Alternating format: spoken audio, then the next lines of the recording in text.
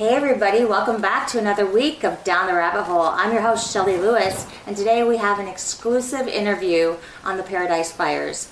I have two expert testimonies from retired fire captains John Lord and Matt, and we're going to examine their findings after their many hours of investigations. Some of the topics this 3 hours that we have together will be including dues, smart meters, and some of the forensics. So without further ado, welcome John, Lord, and Matt. Thank you for having us. Thanks, Shelley. Thanks. John, could you please introduce yourself and tell us a little bit about your background? Sure. My name is John Lord, and I am a veteran of the fire service. I'm currently retired and have been retired for about 10 years and researching the truth very heavily during that whole interval. So I woke up somewhere around 2008, 2009 and started diving down rabbit holes. Nice, we love that. Digging below the surface. I also have a lot of experience working with the fire academy and the paramedic academy teaching. So Wow. about 20 years. Wow, and your background is also military. You're a veteran. I did 4 years in the Navy prior to getting trained as a paramedic. Yeah, so you have a lot of medical background, a lot of medical expertise, and how to save lives. And so you carried that with you into the firefighting. Yes. So thank you for your service. Oh, thank you. Helping. Matt, could you share with our audience a little bit about Yeah, my name's Matt. I'm a recently retired firefighter out of a Bay Area fire department where I served 30 years. My career started in 1985 when I went to work which was CDF, which is now CAL FIRE, in 85, and I've been working for the fire service ever since. In my career, I also became a paramedic, so I was a paramedic involved in hazmat and also helped out teaching academies. So that's what I've been doing. I started researching, going down rabbit holes since early 2000s when I read the book Creature from Jekyll Island, and then took off from there. So I came to realize that things are not really what we think they are. We haven't been told the truth on so many That's things. an understatement. Exactly. Well, I'm so thankful you guys are my guests today on Down the Rabbit Hole. I wanted to give you an opportunity to kind of give our audience a disclaimer of such, because we might have some people that on our radio show that are a little bit, fringy, or I just want to make sure that you guys could give kind of a disclaimer. Thank you. The disclaimer I would like to make is I believe that the Earth is a sphere. I know we've been lied to about a lot of things, especially I don't believe everything NASA says, but I do believe it's spherical. I don't believe it's flat. So I just want to get that out there. Absolutely. I totally appreciate that. And yeah, my disclaimers, I have a couple here. I concur with Matt. My research has taken me the other way. And I've done extensive research on the hollow Earth. Right. And I've already shared this with Michelle, so she knows. Yeah. And then a second disclaimer is that my views do not represent my fire department. Right. I have that level of experience and background, but that's right. I seriously doubt that anybody in my fire department is on the same page. So. And I want to say the same thing, and that's the reason I'm not giving the department that I work for, just due to that. Right on. Okay, so the views of the show do not represent our respective affiliations with any of the places we've worked. These are our own opinions, our own findings, our own conclusions. And one thing I think we can all agree on, whether or not we believe the Earth is a ball, a globe, a flat, a hollow, is that we've been lied to on so many levels, and we're just all going down this journey together. And not everybody comes to the same conclusions at the same time. And my ideas may change, 5 years from now, but the fact is we're trying to learn the truth. And so that's the whole point of the show, is we're digging below the surface and we're going deep. And so thank you guys so much for being here. I want to get right into the Paradise Fires, though. Okay. So, John, could you please tell us why the interest in the Paradise Fire? Well, what happened is October 9th, 2017, when we experienced the Northern California fires and the Tubbs fire. Matt and I became aware of all these fires starting at once, and it was incredibly suspicious. We couldn't explain, there was no abnormal weather or anything that would have caused the fires to all start at once.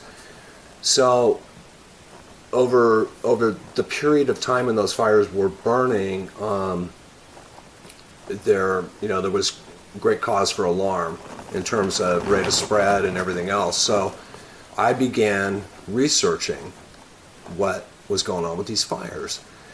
And what I came very quickly to see was not only was the number of starts and the rate of spread with these things highly unusual, is that there were so many anomalies with the fires that I started doing a deeper dig into it.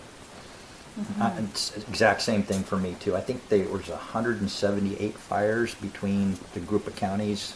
I forget how many counties, 5, 6 counties. Yeah, 5 or 6 counties. And I was listening to them all night long when it happened on my ham radio, and it was unbelievable. I mean, we've had high wind many times. We're high like we had that night. The winds did come up, and it was howling at my house. But 178 fires, 10 fires, okay. 178 off the charts, off the charts, and it just felt that night like, oh my God, something's not right. It felt like we were being attacked. That's how it seemed that night. It always starts that way, huh, Matt? It starts with a bad feeling. And literally where I live, I'm on the side of the mountain. I was looking out, and I could actually see just a wall of red, the flames out over Santa Rosa, and I listened to the fire on the radio, and with the fire crews, I listened to the fire march from Calistoga in just several hours all night long into Santa Rosa, crossing 6 lanes of 101 and burning down the Kmart. Right. And unlike anything that I've experienced in 33 years in the fire service, I was listening to the whole thing, so it was so unbelievable. Did it spook you in terms of, you said you've never really experienced anything like that. What was it specifically? Just the rate of... Well, that fire in particular, but how many fires? I mean, Okay. there were crews that were given assignments and they couldn't go. There were fires that they had no one to dispatch to that night. I was listening to that. I mean, it was unbelievable. And then with the aftermath of actually going down and taking a look at the devastation, where you had melted steel I-beams amongst trees that were still standing, that stood out as, Things So that this make was you the go, Santa huh? Rosa fire, you're saying you We're saw talking this. about, yes, So this was the is Santa Rosa. This was over a year ago. October Okay. 2017. Yep. So yeah, so we've been dealt up this set of circumstances more than once. So in July, we had the river fire and the ranch fire, which they ended up combining those two and calling them the Mendocino Complex. Okay. And usually they name a complex fire when the fires join together, which I don't really think that they did. But anyway, that's what they did. Mm-hmm. So they were burning from west to east. Which is unusual. That's. Is it west, east? East to west is what happened in Paradise, right? Right. Okay. But they were coming down on us like a freight train, and they went to advisory evacuation for here. Whoa, Lake County. Okay, so we went to advisory, and I was already aware of the fire, so I was all ready to go. I had everything I was going to bring with me all packed up, and they very quickly went into mandatory evacuation. I talked with a few of my neighbors. I said, "Hey, they're going mandatory evacuation. Don't wait too long to get out." And I hit the road. Wow. So, very alarming, and I was actually unable to get back into my house for 5 days. Really? So, yeah. So you're saying that the way the fires were, you recognized the same kind of pattern that you saw in Santa Rosa, as well as what you were seeing happening in Lake County. to the point? Or? Yeah, there was some similarities, but I mean, it was just very threatening. To be involved like that and to understand that it could burn into the town that I live in, the community I live in. Close to home. Yeah, and actually could destroy the house. Right. So what happened is we did some research around those as well, and this kind of brings us up to current events, which is the Paradise Fire. And Yeah. talk. So we saw some anomalies on the Tubbs fire, the one in Santa Rosa. We saw some anomalies that we had never seen before. We saw total destruction of structures and cars that were flipped upside down. Wow. Because the fire was so bad or the wind was so bad, flipped upside down, literally. Wow. A lot of evidence, a lot of photographic evidence of this, of cars flipped upside down on the Tubbs fire. First time I had ever seen anything like that in my career. And the structures were burned completely. To usually when a structure burns, I mean, usually we're there, so it's hard. But even if we're not there and a structure burns, there's usually not total destruction. These burned with high heat, higher heat than normal, it seemed like to me at the time, and to melt to twist the steel that was twisted. And so those were some of the anomalies we saw then. And while the steel was twisted and things were melted that take 2,700 degrees to melt, a lot of garbage cans were fine. Which Really? Yeah. So that was some of the first time we really noticed that. And a lot of the forest was still intact. So that was, it's kind of like, that seems kind of strange, but we kind of didn't really. We knew something was up, something was different, something, they didn't burn like they normally burn. Right. And then, and so we went up to Paradise to check that out because we knew something wasn't right from that one. And when we got up there, it confirmed even much more what we had seen in Really? the So Tubbs fire. same patterns of anomalies where you have a 2,700 degree, maybe I don't want to throw this number out there, but an iron tub that's completely demolished, or granite countertops are Yes. completely demolished, as opposed to like 1,700 degree forest fire. The heat temperatures weren't matching up. Exactly. And then you had like garbage cans that were just standing there that Exactly. didn't get incinerated at all. I pretty much in the heavily damaged areas up in Paradise, every vehicle that we saw was total destruction. Total Really? destruction, rims burned. But If you looked at one, you you looked at them all, yes, because the burn patterns are so consistent from one car to another, completely destroyed. None of the combustible materials used to make that car, the fan belts, the radiator hoses, all the stuff under the hood, none Got it. of the combustible materials are left. They're gone. They're incinerated. and these are cars that are parked. These aren't cars that were in the garage. I mean, those two suffered the same fate. But these are cars on the road, on the side of the road, in the road, that In a driveway. This forest fire Wow. burned down to nothing, or down to just the bare whatever was metal that hadn't melted. That was what was left. Just like a skeleton. It's skeleton, yes. Of the vehicle. Exactly. Whoa. So It's crazy, and the melted glass is also unusual. Consistently, we found evidence where it had burned the rubber gasket or the adhesive that holds the windshield into the body, where that had failed and the windshield had kind of fallen inward across the top of where the dashboard would be, and the glass literally formed to the channeling around the windshield. So it didn't Melted. It didn't melt per se, but Okay. it got Hot. hot enough to distort. Whoa. And then there was some in the vehicles. I was able to see some evidence of molten glass in the vehicles, Really? but that was more common to where it took so much heat it just kind of Kind of formed. warped it? Yeah. Warped it. And all these subdivisions and communities that we came across in Paradise, a lot of them had some decent separation between them. And if all the canopy had been burned, if it had been total devastation throughout the forest, then it would have been easier to explain that, hey, this thing was just so hot, that's why everything burned the way it did. But the canopy never burned on this fire. The canopy, you mean the trees, the tops of the tops trees. of the trees, the tops of the trees. So, which on a good, real bad fire conditions, that's going to happen. A real hot forest fire, that's going to happen, and that didn't happen.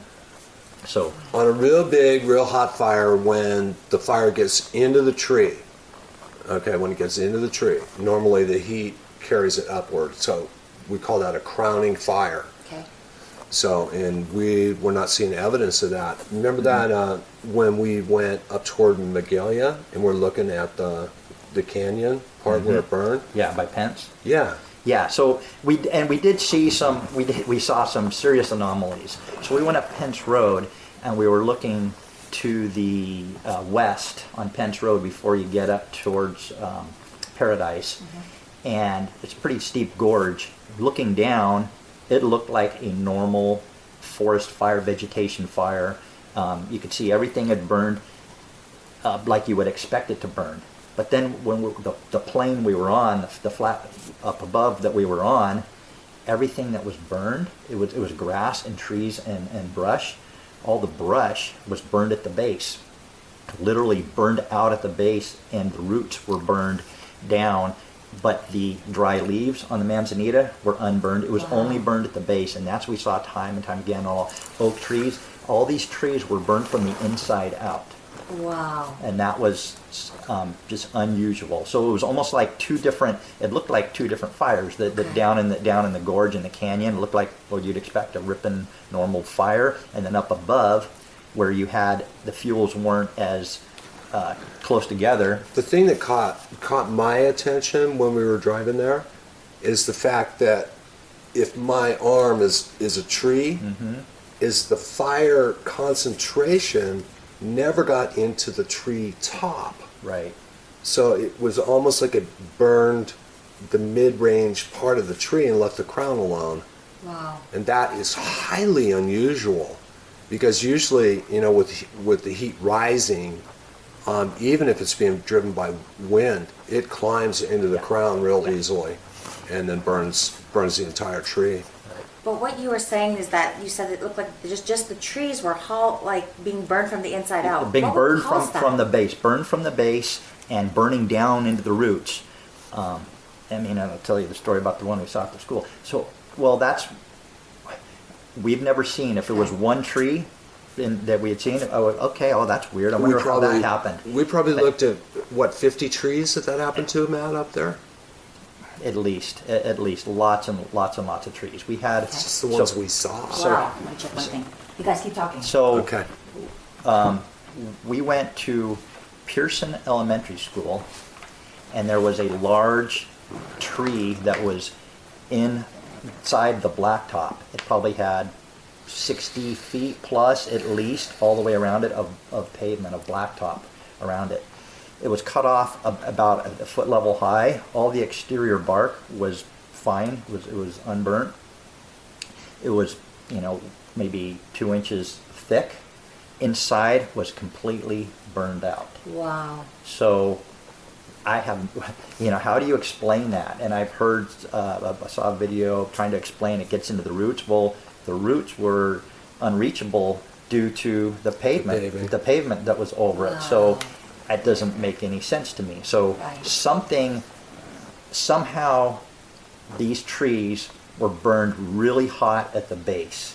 And that's where they got really, really hot. The other anomaly with a lot of these trees is some of them you'd have dry grass in the area or dry leaves on the ground Right. that were unburned. And that was just unexplainable to me. Yeah, the area we surveyed going up Skyway from Chico. Yeah, well, the first The day. totality of the destruction of fuels on the ground was like Yeah. nothing I've ever seen, because these fires appear to be smart fires. I like that term. I like that term. So, and they're also good very term. selective about what they burn. Wow. Okay, but the totality of the destruction, it left nothing. It was down to soil.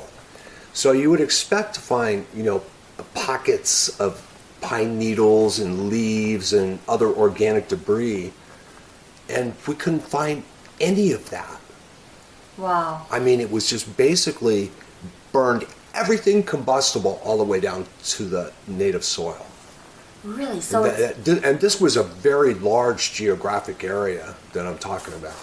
And then again, the tree. The trees were burned at the destruction. base, and many of them were actually fallen over because then you look and they're hollowed out from the burning at the base, and a lot of them created craters, a couple 2 or 3 foot deep craters where they had burned out the whole root system of the tree, Whoa. the root ball of the tree. Whoa. Not just craters, but we got pictures of some where you can actually see where the roots Yeah. went down Tunnels. into the earth like tunnels, like gopher tunnels. oh, you're kidding. No. And there was no evidence of any charred wood inside those holes where the roots used to be. So like disintegrated them.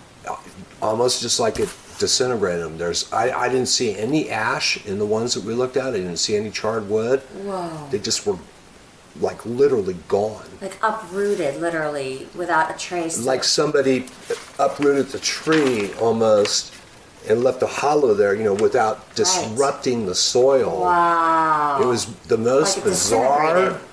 bizarre thing I've ever seen.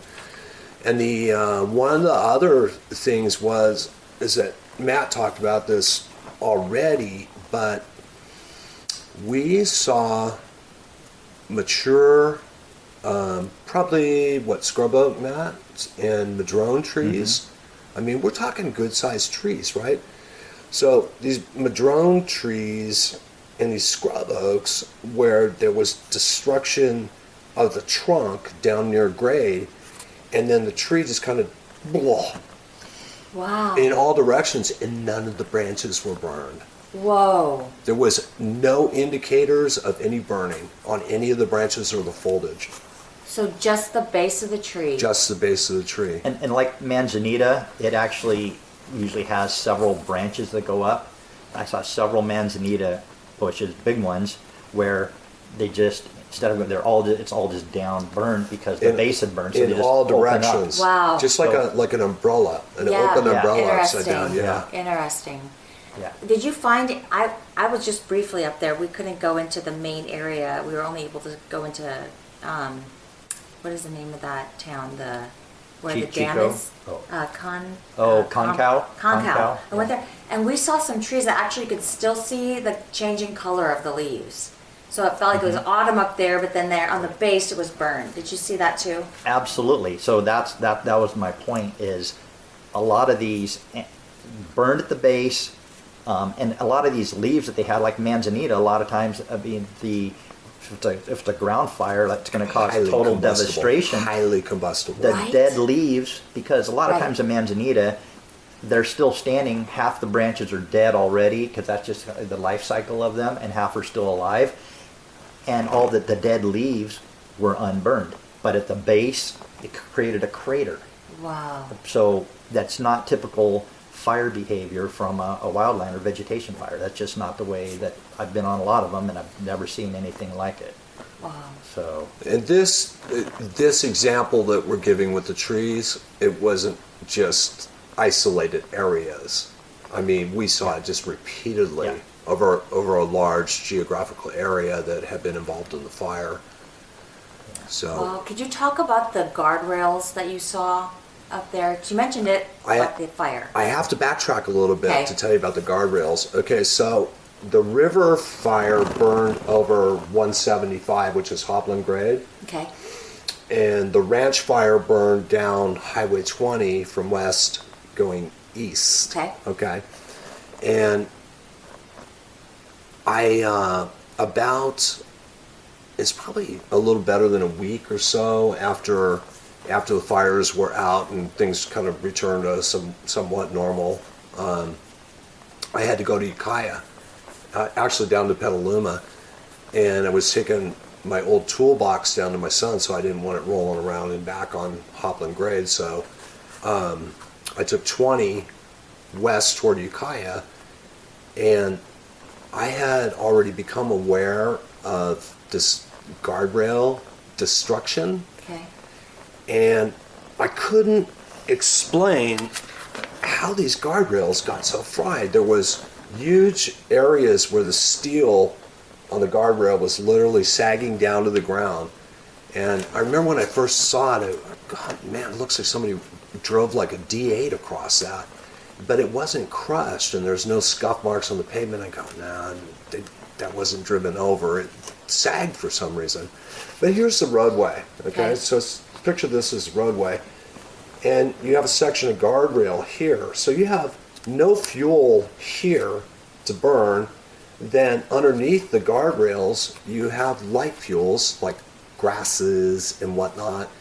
And the destruction on these posts was unbelievable, unbelievable. And so I went down to Petaluma, did my thing down there with my son, and then on the return trip, I came over 175, and I'm seeing the same thing on 175 with the guardrails. And some of them you could explain the intense heat based on the topography. You know, some of them were, you know, where you had a canyon that was, you know, fairly steep and plenty of fuel in it, and then the guardrail at the top. So some of them could be explained like that, but other areas, I couldn't explain the destruction, because I would expect to find just light fuels like grasses and whatnot underneath them.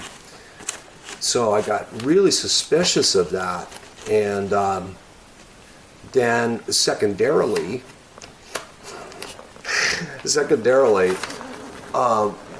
a couple weeks after that, I was going to Ukiah, and I thought, you know, I'm going to stop and take some pictures of the guardrail destruction. Yeah. So it had just kind of piqued my interest. So I'm driving through, and flagman ahead, one lane ahead. Oh, okay. So we got stopped right around Blue Lakes, and by the time we got rolling, there was, 100 cars in line. Right, kind of makes it hard to selectively pull over and look for evidence. Okay, Right. and I'm experiencing the biggest Caltrans crew that I have ever seen. Right. And I have lived in California all of my life except for the 2 years I was in Japan in the service. Okay. I have never seen anything like that. And this was fairly soon after the fires. Mm-hmm. So they sent this army of men and machinery, and they were replacing all these guardrail sections. Interesting. Okay, and then on 175, Hopland Grade, same Yes. thing's going on up there. Guess what else they're replacing? All the pipes? The culverts. Wow. Oh, they melted? The culverts? We don't know. We don't know. Wow. But they're replacing them for some reason. That one I couldn't figure out at all. Wow. And could you explain to our listeners, what is a culvert? Generally, under the roadway, a culvert is heavy steel, corrugated, galvanized steel. And it's just to allow for, Like the ribs, for runoff. the ribs of the road, or where the guardrails are? It's where water flows underneath the road. Okay, Underneath got the it. roadway. So it doesn't wash out the road. Yeah. It's like a big pipe. Wow, underneath so under the road, they're replacing those. yeah. Okay. Which they had to cut the pavement and then pull the old one out and put the new ones in. Uh-huh. So, Yeah, and so to talk to on top of what he's saying, I noticed the same thing, and what I noticed, and he was talking about it, where these guardrails typically are on the side of the road, the fuel is sparse, okay, and you'll have light grass often, very light grass, sparse, not a little here, a little there. Right. And what I noticed is I saw a lot of posts burned that. How did that burn when some of the grass around it didn't burn? That was the part that there wasn't enough fuel around it to support the destruction of the posts. and so that's when I started. It just didn't make sense to me. How come? And so then I started thinking, God, I wonder if something to do with the metal. That was what, and I think we were both kind of thinking, I wonder if the metal has something to do with that. Wire just doesn't make sense for a normal fire. I wonder if something's different. Something's different. These are 6x6 posts, which, you know, if you have fuel up against them, they'll burn. But these didn't have, a lot of them didn't have fuel up against them. You know, and some of them, yeah, might have had enough fuel to get them going, but it just didn't seem to match. And all the guardrails are replacing that I've seen, at least up at Paradise, they're all metal posts now, no more. All metal posts? All metal, 100% metal, so no Really? wood. So No more wood. that was the first thing we noticed when we were going up Skyway, and that would have been on December 2nd, right? Yeah. We were going up Skyway, and I said, oh, look at all these guardrails have been replaced. Really? Like Already. immediately. So Wow. there's a push. There's been a push after these fires to immediately replace the guardrails, and like miles and miles of guardrails Wow. for whatever reason. It just seemed, and the way that they burned, you know, you think, why not? If maybe one or two posts might have burned, why not just replace one or two posts?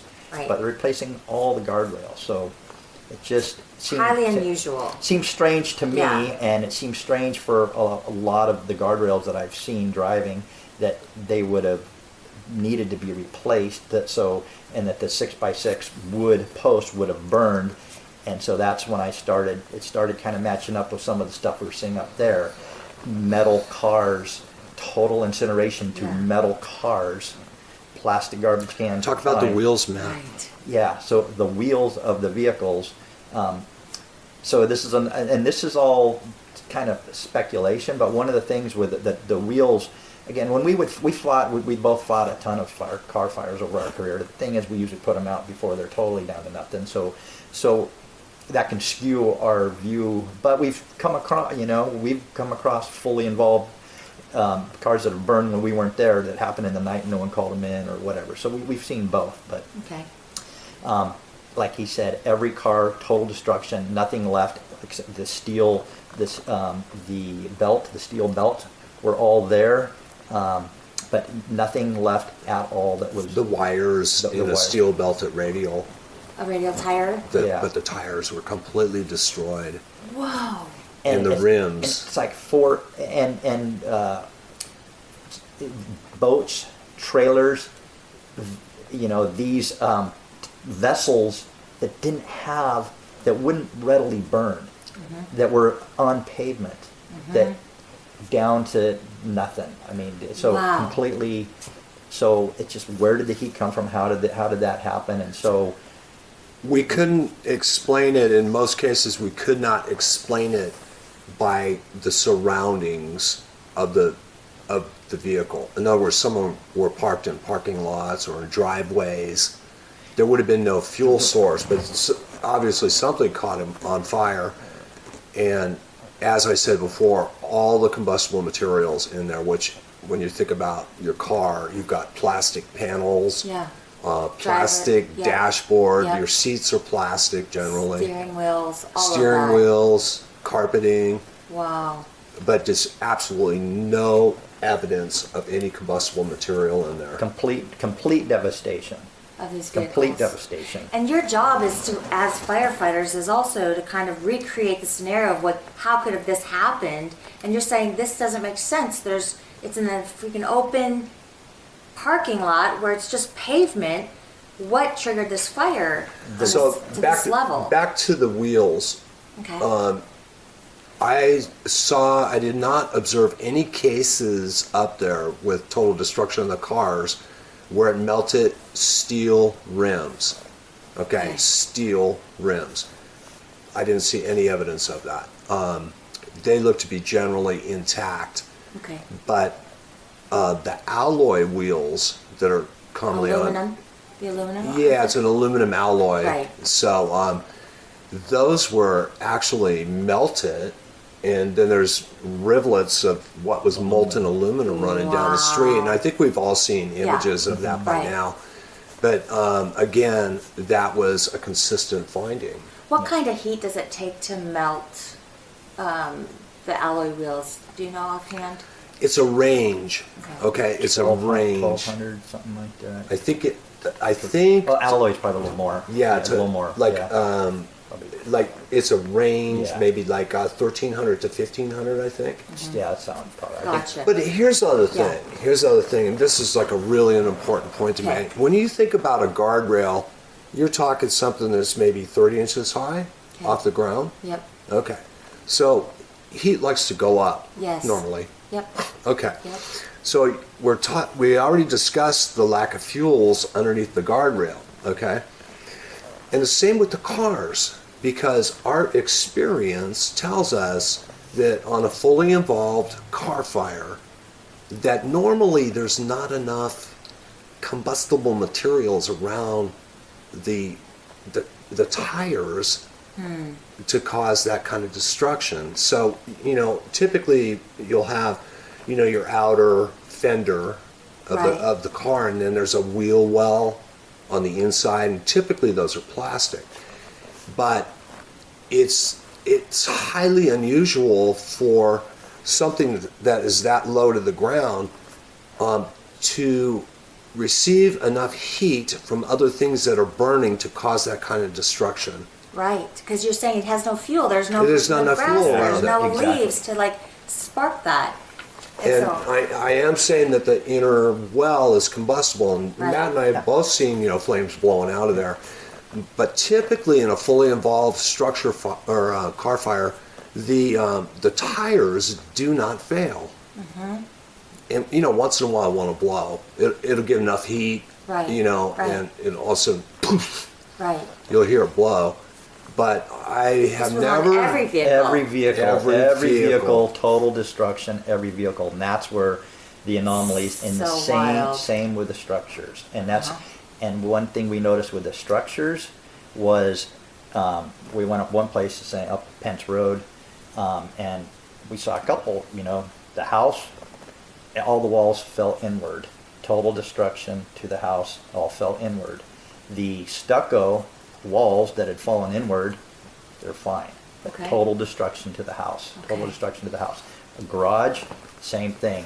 Everything, you could walk right around the whole foundation, nothing, no debris except the gusset plates that had popped out there. Everything had fallen inward, which told us that these structures are pretty, they look like they're burning from the inside out. The most heat is on the inside of the structures. Really? Which in a forest fire, Outside. you wouldn't, if they're the exposure to the forest, it's going to start on the outside or up in the attic, and The, It's not gonna- the narrative is that this was a huge, rapidly advancing forest fire that blew embers everywhere and caught these houses on fire. Okay. One house here is destroyed. Right over there, the house is fine. And Matt and I did not see the evidence present for that theory to hold.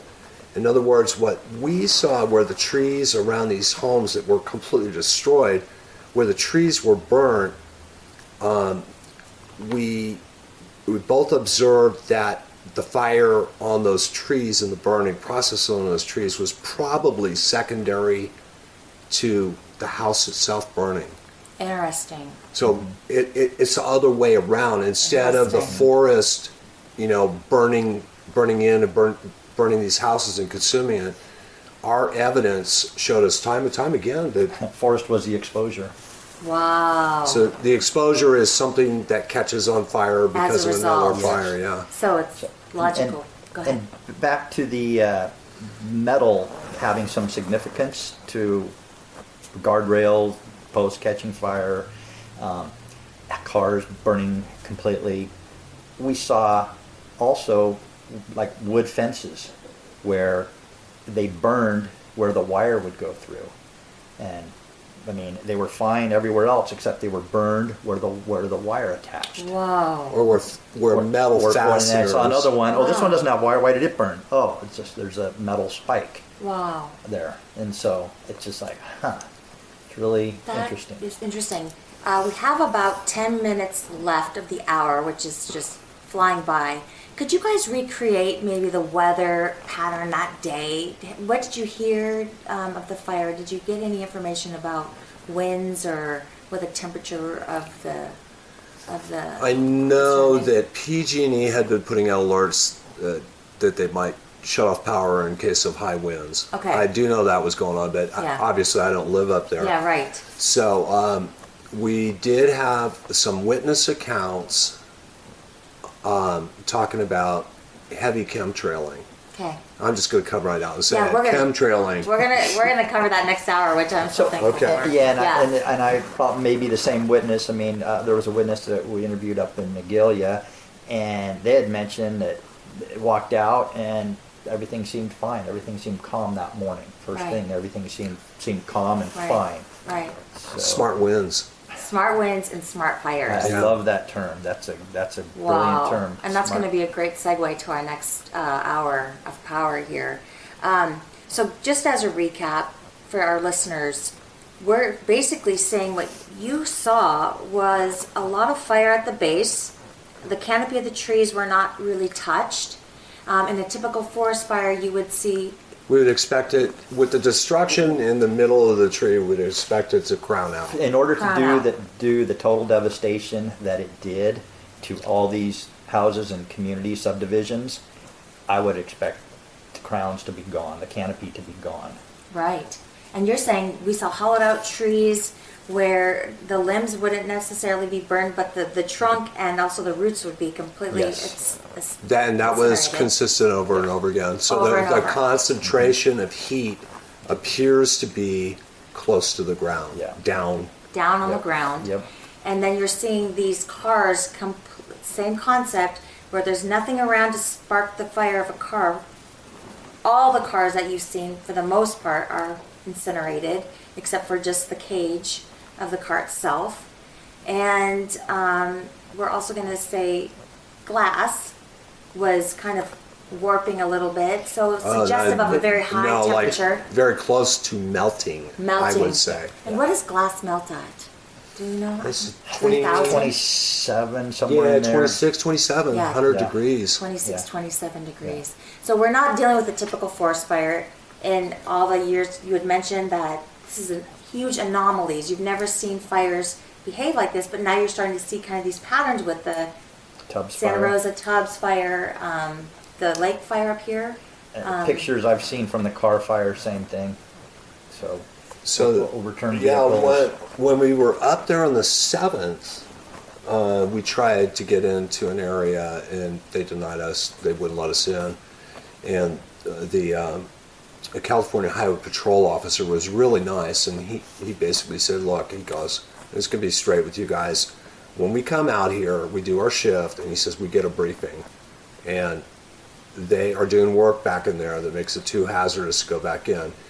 And then he points down the hill, down into this draw where Yeah. the roadway was. He said they just did a culvert replacement down there. So that piqued your interest. Oh, absolutely. Yeah, they're doing this pattern of Yeah. replacing these culverts, and the guardrails are being replaced You, with all and metal. you could literally see where they had cut the blacktop, pulled the old culvert, put another one in, and then they had fresh blacktop over where the repair was made. Wow, wow. So our time is just about up. If you're just tuning in for the first hour, I'm with two guests, John Lord and Matt, veteran firefighters, retired, and they're giving us some first-hand expert testimonies of the Paradise Fire.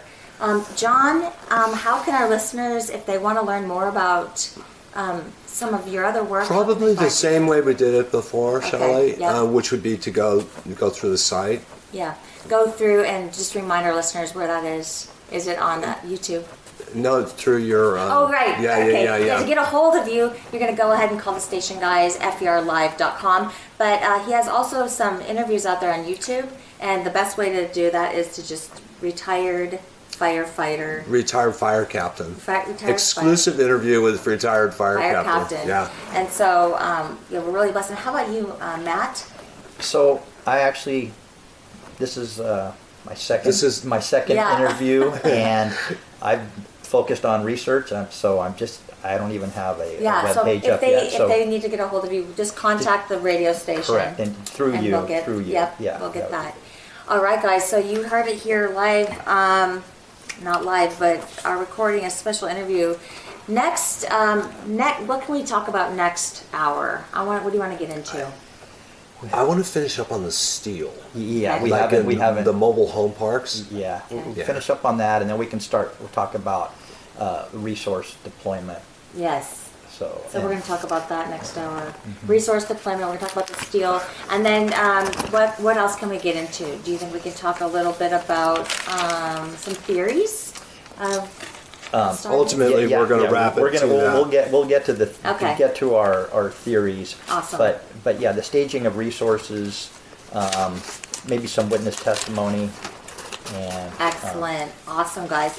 All right, so tune back in. You're listening to FERlive.com, Down the Rabbit Hole with Shelly Lewis. Come back for the second hour, guys. We have a lot of more information to cover on these Paradise Fires. See you soon. Hang on tight. Hey everybody, welcome back to the second hour of Down the Rabbit Hole with Shelly Lewis. You're listening to FERlive.com.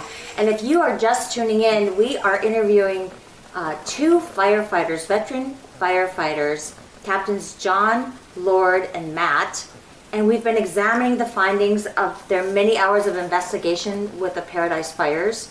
And if you missed last hour, we're going to archive all this so you can definitely get all the information. But we want to continue on with what's happening with the steel up there. And just to give you a quick recap, what we discovered was massive destruction up there with guardrails where the wood would be completely burned, and there's nothing to really spark the burning. Like the grass around the guardrails, there's not a lot of fuel up there. And so we're going to continue talking about the guardrails, and then we'll get into some other topics of some ideas of why this happened and some other connecting factors. So without further ado, I want thank you, Captains John and Matt, for being here. And John, I would like you to talk more about what's happening with the steel up there. Okay. Before it leaves me, though, I wanted to kind of finish up what Matt talked about it in passing already, and that's that we looked at two separate open box trailers, like a dumpster type trailer, probably self-dumping, huh? We looked at two of those separate sites, completely different sites, and both of those trailers were identical in the way that they looked. We could not explain the amount of combustion around the outside of the trailer based on evidence that we were able to see and where they were parked. But these particular dump trailers, 2-axle trailer plus a spare mounted on the side, the rubber's completely gone. Like with the cars, rubber's completely gone. And the only evidence you can find that there was a tire on there is the steel belt that were in the Metal. radials. That held Yeah. the rubber. Yep. Wow. So, I mean, dead on, and we could not explain the destruction of the tires based on the circumstances where they were located and so on and so Right. forth. Okay, so as we're going through this, we're becoming real suspicious about this whole thing with the steel. And so we went into a rather large mobile home park.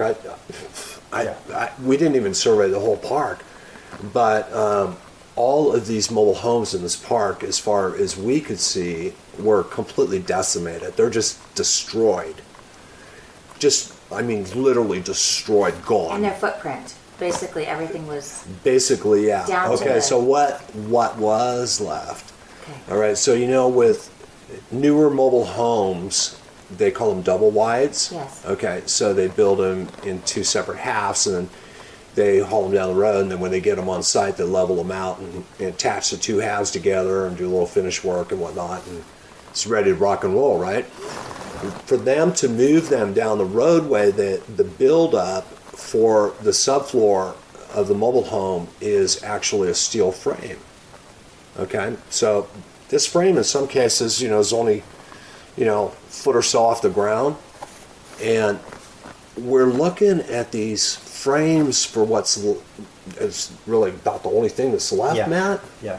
And we're looking at these frames, and I'm going, Matt, what caused this steel to distort like this? It's all buckled and twisted, and Keeping in mind, heat goes up.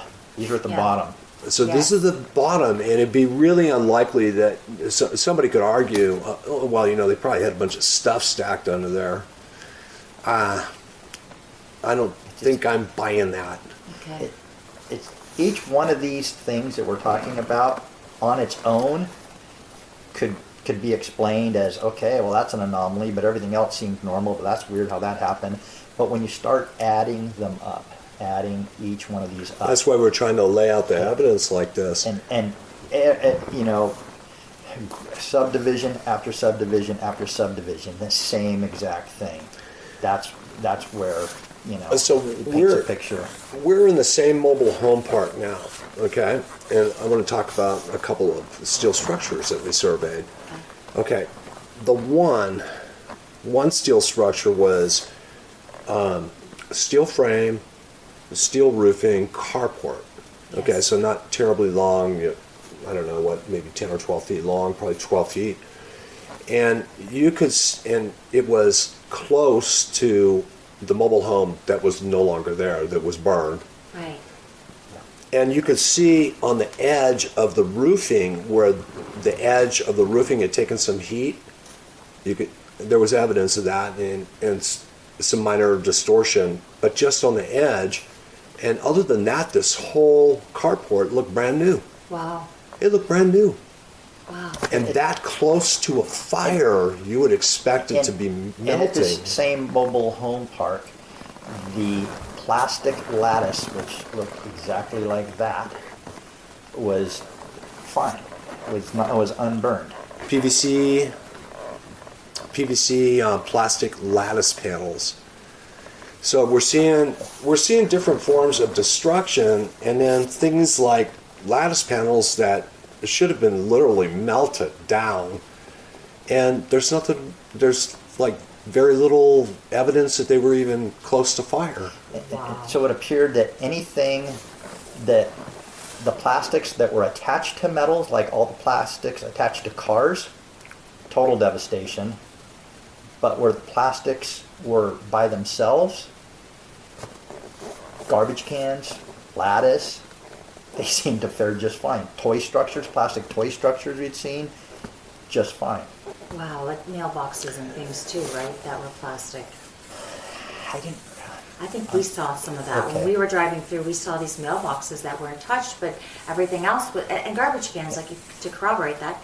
And then these houses, like they had just demolished their own footprint, Yeah. which is, And depending on a fire, if you saw a mailbox that survived, they're usually a post and they're sitting by themselves, and that can be explained away. But when you see this stuff where in the absolute exact vicinity where you had total destruction, that's when it makes no sense. Like this mobile home park, there were garbage cans in there that were perfectly fine with vehicles on the road, total devastation, and it just didn't make sense. Then another interesting point is detached steel buildings.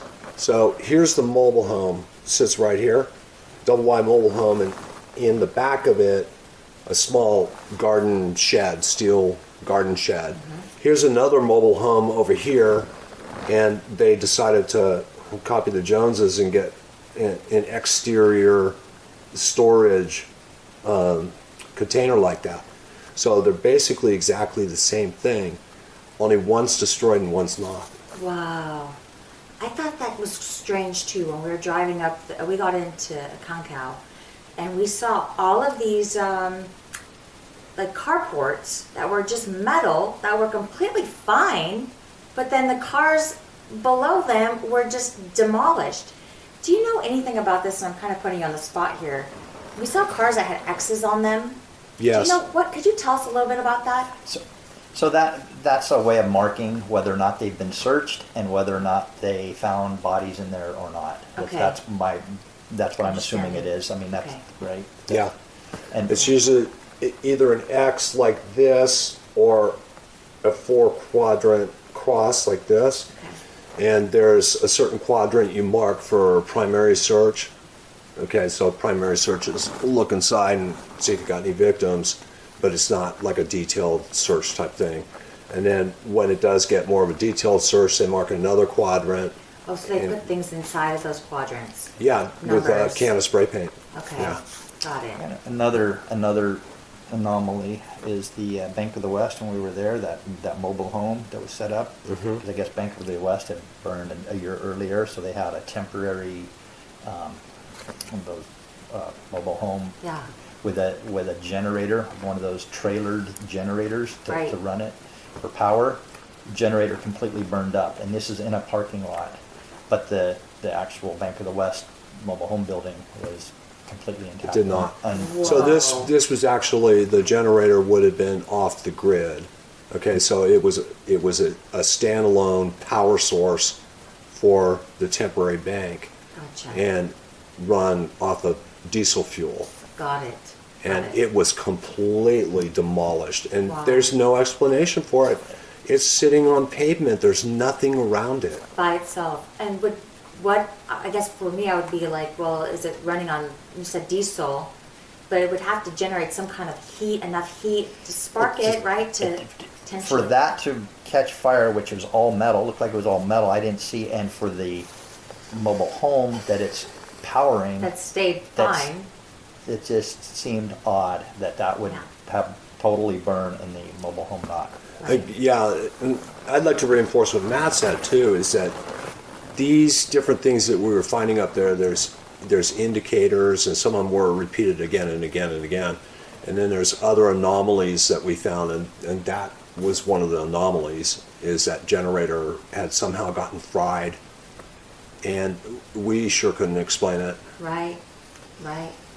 And are you done talking? Well, do we want to talk about smart meters yet, or we still want to talk about? Yeah, we'll still talk about smart meters. Yeah, we could talk about, okay, so we want to wrap this back near the end where we conclude it. Yeah, We want to yeah. wrap it back to the grounding. Yes, exactly. We'll do that. We'll do that in some of our conclusions at the end. But so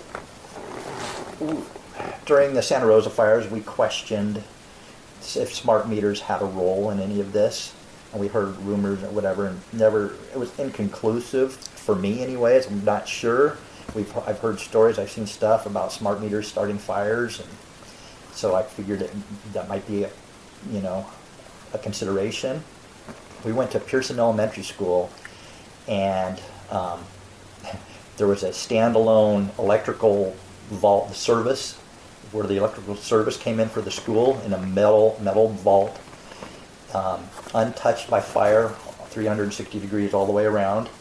We walked up to it, we opened the door, and in it there was a smart meter that had melted and fallen to the ground. Wow. And everything else on the front panel, V pattern. yeah, and everything else on the panel, the main shutoff, there was a main shutoff to the school and the main power supply to the school, no other damage. Everything else was fine. So in order for that to burn, it didn't come from an external source. It had to have come through the wiring.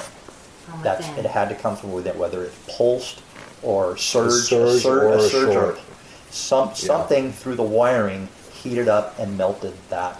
And it was, like I said, there was no external damage to where it was in a container. Wow. Matt, could you tell our listeners, or John, explain what is the deal with the smart meter? What kind of triggered this idea that all these structures need to be updated with smart meters? Are you familiar with what that rollout was? Yeah, so it gives, I don't know everything about it, but it gives a lot of information to PG&E, a lot of information. They can actually tell what appliances based on the hertz or megahertz are being used. It actually gives them the information, and it gives them the ability to remotely shut down your power, and it a lot more control over the system. And They send out a pulse about every 15 or 20 seconds. They send this pulse out. And what they do is, in a neighborhood where everybody's got a smart meter, is they only supposedly send it to the next house downstream, so that ultimately it comes out tagging your house, but it's like they're talking they all to each other. communicate with each other. So it's like a circuit, a network where Yes. these houses all talk But to it's each other. it's wireless. It's wireless. So, yeah, and the pulse, I've seen videos that people have done where they can actually take a measurement on,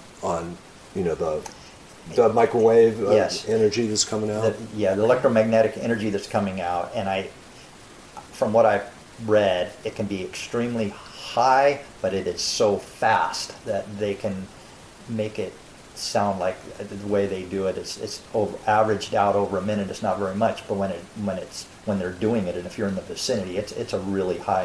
It can be a really high amount. So that's my understanding. So this rollout of the smart meters happened a few years back, where in the past, PG&E or whatever your electric company would have to come and read your meter to see how many, Right. kilowatts of electricity you used, and now they're coming out with smart meters where these people don't have to come out to your house anymore. They can actually just tap in. They have to come here. Do they? Mine too. Mine too. Mine too. Yes, so let it be said, let it be known that we Yeah, don't like smart meter. Yeah, praise the Lord that California still has an opt-out program. I did, that was one of the first things I did when I moved in here, is get rid of the analog meter, ditch that. And, Oh, you mean the smart meter? yeah, the smart analog, meter, and yeah. went back to the analog, yeah. Right. And is it true that though you opt out and you pay more money, which is ironic, you pay more money for them, but is it true that if your neighbors don't opt out, do you know what the distance is that they can? It's quite a distance. It's quite a distance because I had two on my property, and they were going to have them communicate with each other, and the one down by my shed down there, that's a good 70 yards, and they were, and yeah, I think they can go a long ways, maybe a half mile. I'm not sure exactly. I think it depends probably on the obstructions. Right. And so they kind of tailor it to say, hey, we can see how much energy you're using at the refrigerator level. I mean, They when you cook, can sell the data. That data is for sale. yeah. So Yeah, and so we're going to find out a lot more. Or they can information. send over the electricity police when you're drying rugs in your dryer and you have to run it for an extra cycle. Wow. Like I mean, yesterday. right? Oh, mercy. And so the smart meters really take away a lot of our liberty. And on my show, I talk about getting your freedom back. Oh, and there's health hazards, Okay. heavy duty health hazards with Yeah. smart meters. it's the thing is they haven't, done all the studies. Kind of like 5G. Uh-huh. They're putting stuff out before doing the necessary They're studies. rolling it out before Yeah. they even know what's happening with us. Exactly. Okay, sorry, I didn't mean to diverge there, but I just wanted to lay the foundation of what is a smart meter, how does it operate, and we know now that it's run by PG&E, and every house is kind of tagged. It's kind of like having your own personal. And PG&E has come and put them without asking, without telling, just doing it. And now, when you say you don't want it, you have to pay them extra. Exactly. So they never actually came up and said, "Hey, we want to put this in. Do you mind if we put this in? And if we put it in, and you decide you don't want it, we're going to charge you." They never do that. They're just putting them in without asking if you care, and then they're charging you more when you want to remove it. Right. So. So Yeah, for me, the cost differential was worth it, just for the Absolutely. peace of mind. But I think for me, it was something like $13 or $16 a month more. Right. Right. And that's supposedly to cover the People cost. to come out and read yeah, your meter, which we used to. Which is fine. Yeah, I totally mean, fine. I can deal with that. Totally fine. Okay, so let's go back to the smart meters. You had mentioned you'd seen the smart meter at the school, and it was completely. Yeah, so there's been a lot of theories that smart meters might be part of what's causing all this devastation, what's going on with the smart meters, and so we were kind of suspicious. We wanted to see, and then when we saw that evidence with our own eyes, that it clearly was caused from the wiring. Somehow a surge of electricity or a pulse of electricity, and then it starts making me wonder about if it's heating up enough to do that, and all these anomalies, why are these houses burning from the inside out? Is there something that's happening to the wiring of the house that maybe is catching other things on fire? That's just me asking Okay, questions, sure. not, wondering. Yeah. So- Not something that we feel comfortable proving. Right. We Maybe are just here To We just are give here to information. talk about the anomalies that we Yep, did that's see right. and that we did document. That's right. So that bridges over into theory. Right. We're going to touch a little bit more on that in a minute. Could you tell us a little bit about, were you able to do any forensics on any of the dust, any of the ash? Did you see anything that seemed unusual? Well, if Matt and I were prepared, if we saw a little pile of white dust that's been reported up there, we would have taken a little sample of that to have it analyzed.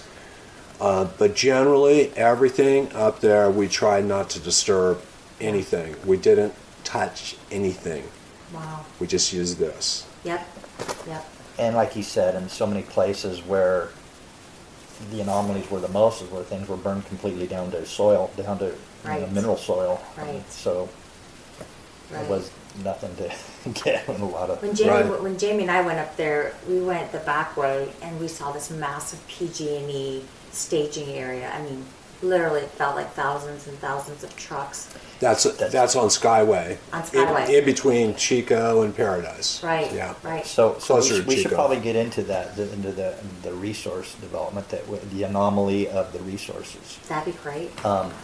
So we have a witness that we spoke to up there that had driven down Skyway for at least 2 weeks prior to the fire, and he looked off to the south of Skyway, looked off and where it used to be a golf course, he noticed a huge amount of PG&E trucks and tents and other equipment there, like a staging area, and he was wondering what is going on, asking about other family members, and this was for at least 2 weeks prior to 2 the fire. weeks prior. Okay, 2 weeks prior, PG&E setting up some massive staging area Yes. near the golf course. Yes. In Paradise. Yes. Okay.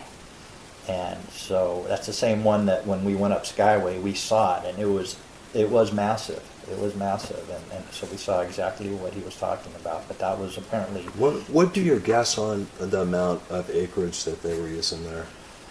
well, it was a golf course. So I don't know. I mean, 40, 50 acres? Is what maybe. That's kind of what I it's 40, guessed. 50 football fields about an acre. So yeah, maybe. Yeah. It was a big area. Huge staging area. Okay. It was big. It was. I didn't think that we had that many PG&E trucks in the whole state of California. Did you, Matt? New Yeah. headquarters, probably. Oh my God! The first day we were up there, we were absolutely blown away. We saw hundreds. Hundreds of PG&E PG&E trucks. And what were trucks. they doing?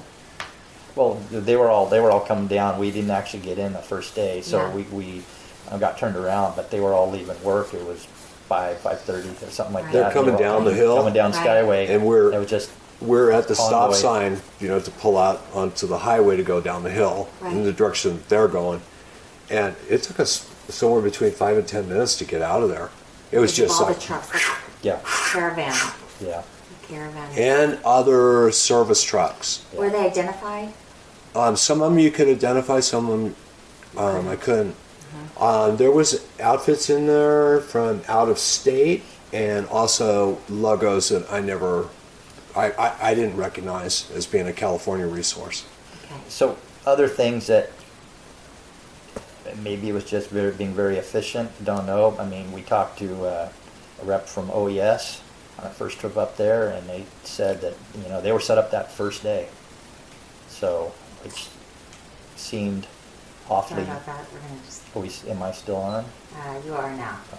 So OES had everything set up. They said the first day, which I don't know what they normally do, how long it takes, and where they were getting the resources from.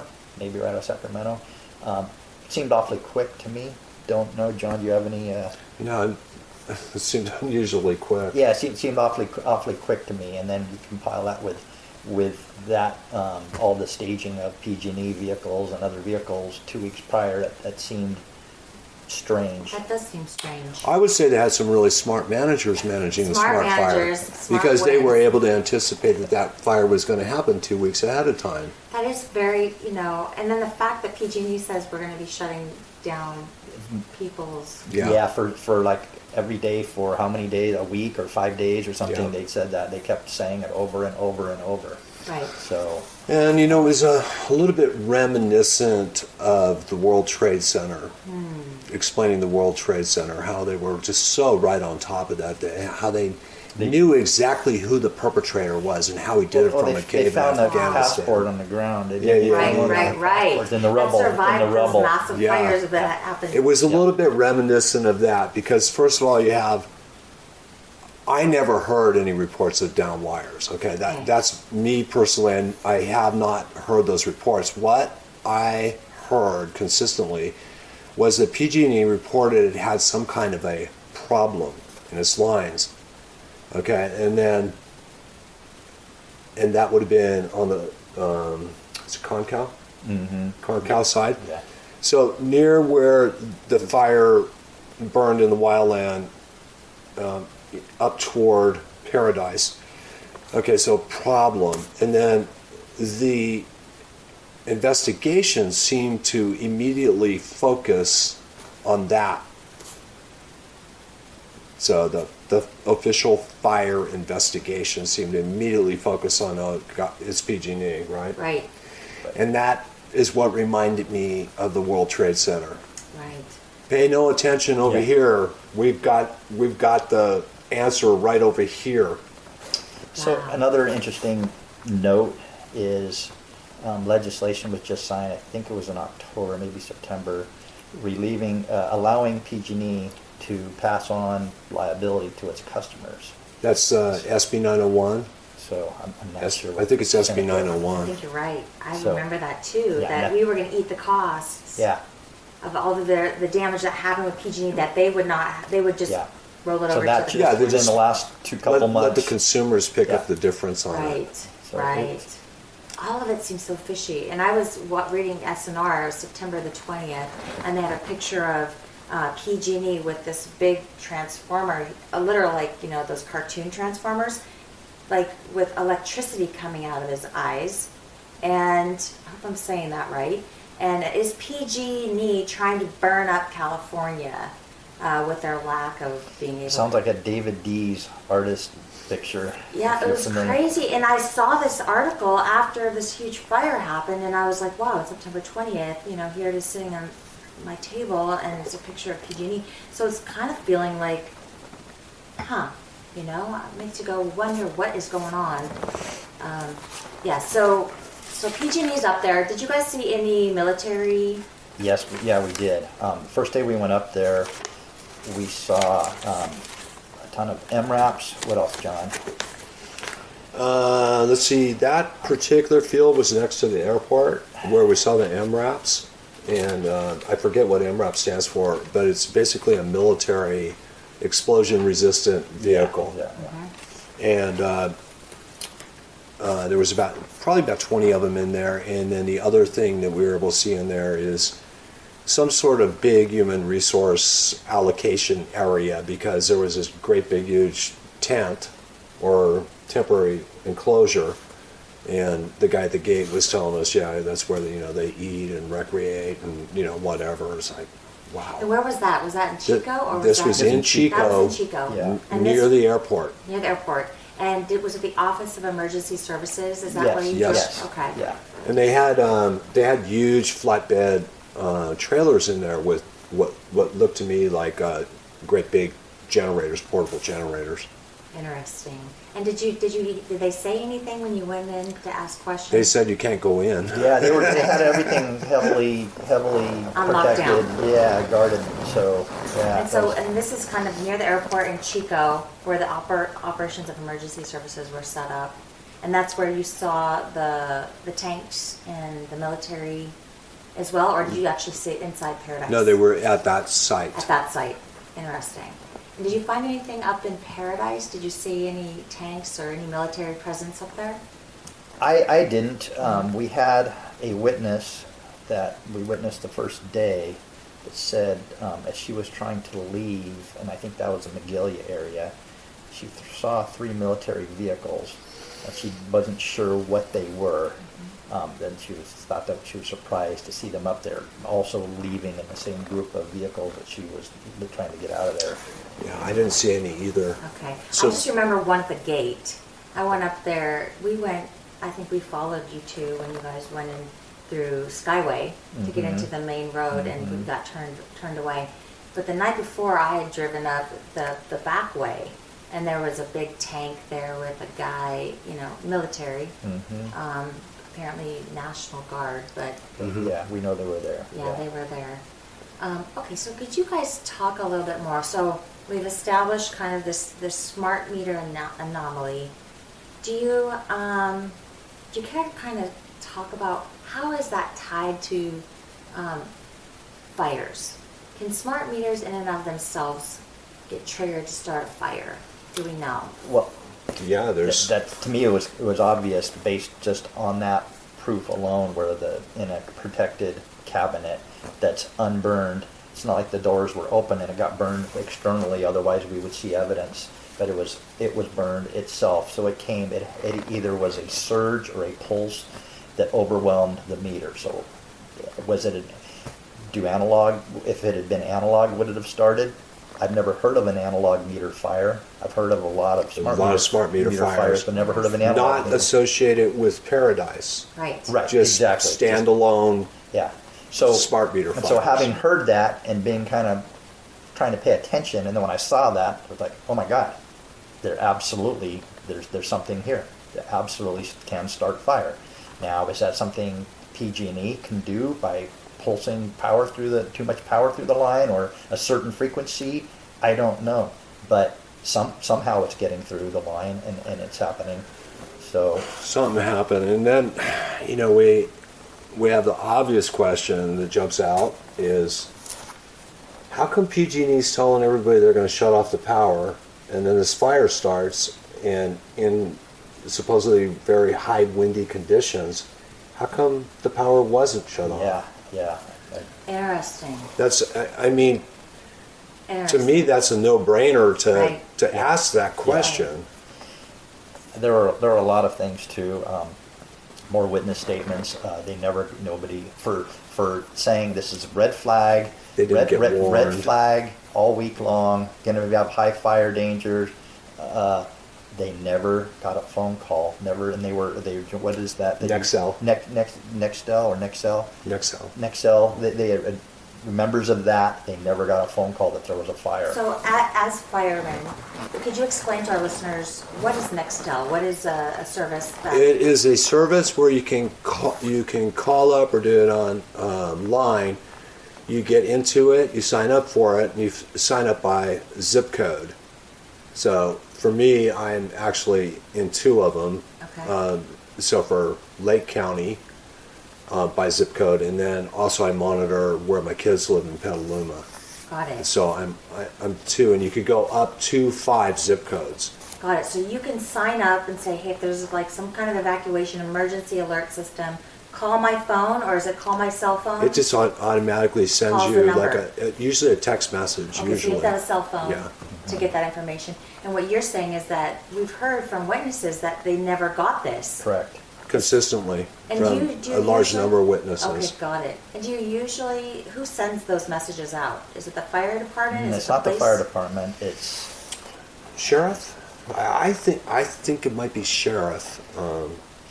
That they it get probably routed is, through. it probably is the sheriff's department, it would be my guess, and they, push a button and everybody that is subscribed or on the list automatically gets a phone call, but I'm Just shoots them Gotcha. out. I'm speculating, but that would make sense to me, because Gotcha. they're the ones that would know. Gotcha. That someone in the county dispatch or I'm gonna stop real quick. I'm gonna change out my battery. We're gonna keep talking I'm here, if you're just tuning in, I'm here with Matt and John, retired firemen, and we're talking about the Paradise Fire. Some of the things we've been discussing have been about the anomalies What we're up to. of where the fires are burning and the trees are not, Good right? point. And where the Talk grass about fires are burning, or where Want me to there cover should be that? grass burning, there's not, but yet Oh, these sure. guardrails are Okay. burning. All right, so we're gonna come back here. I'm gonna keep recording here. All right, so, add this in there. I'm gonna add this first. okay. Okay. All right, welcome back, guys. I had to do a quick battery change out. If you're just tuning in, you're listening to Down the Rabbit Hole with Shelley Lewis. We're in our second hour, and you're listening to FVRlive.com. we're going to continue on for the next probably 10 minutes or so. We're going to do a little wrap up of this hour, and then come back to the next hour. We're going to do some theories, some conclusions of what we have discovered. As you know, this is a huge story.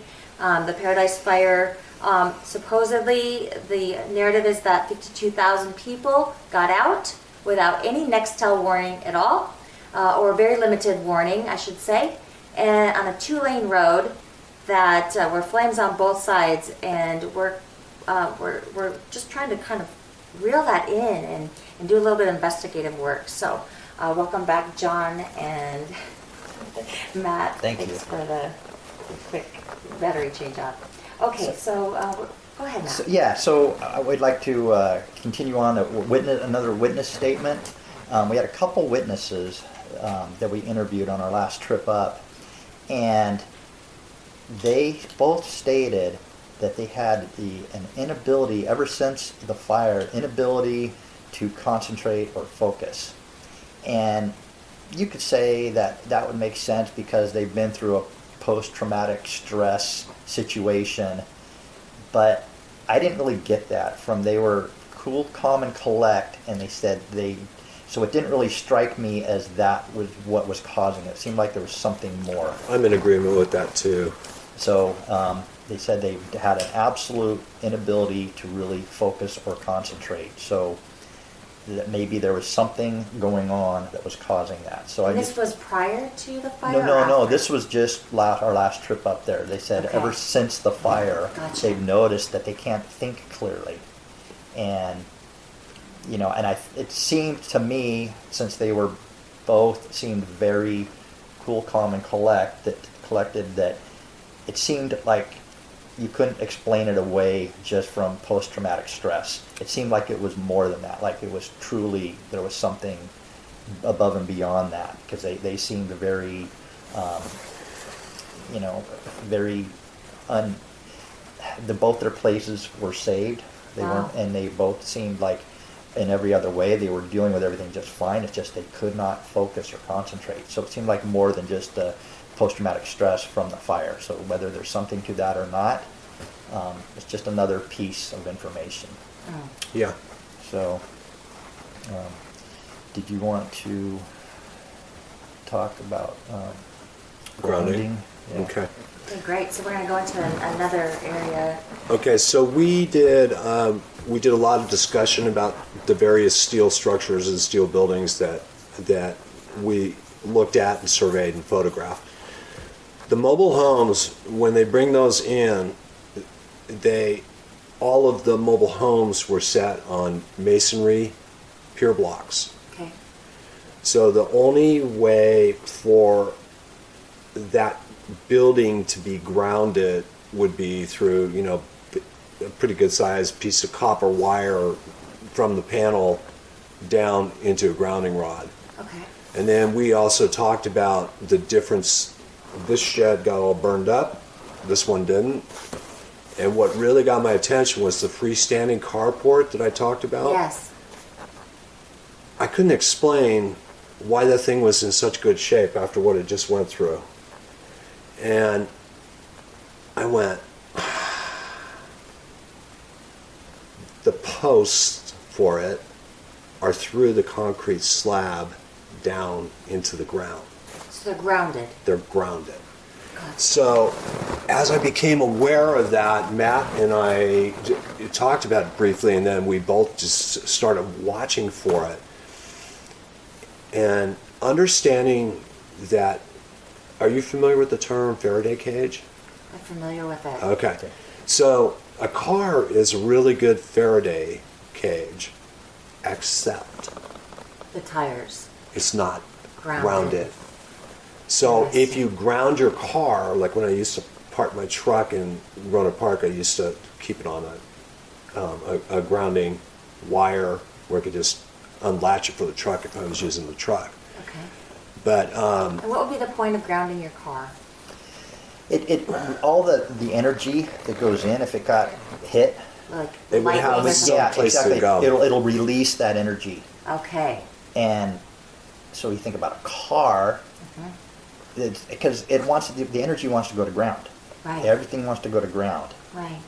And where's it going to go with the car? It's going to go through the tires to Which get to are ground. rubber. Which are rubber. So it's insulated. So, and what's that going to do to the tires?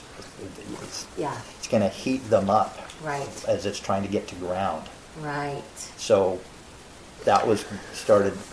And that would explain the distortion of the steel frames in the mobile home park, the frames they're built on. Interesting.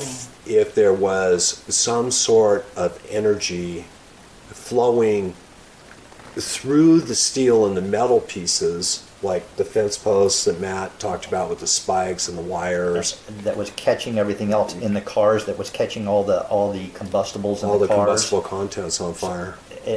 That's what it appeared to us, is all the metal. If all the metal had an energy going through it that was heating up anything that was attached to it, that everything we saw would kind of goes along with that.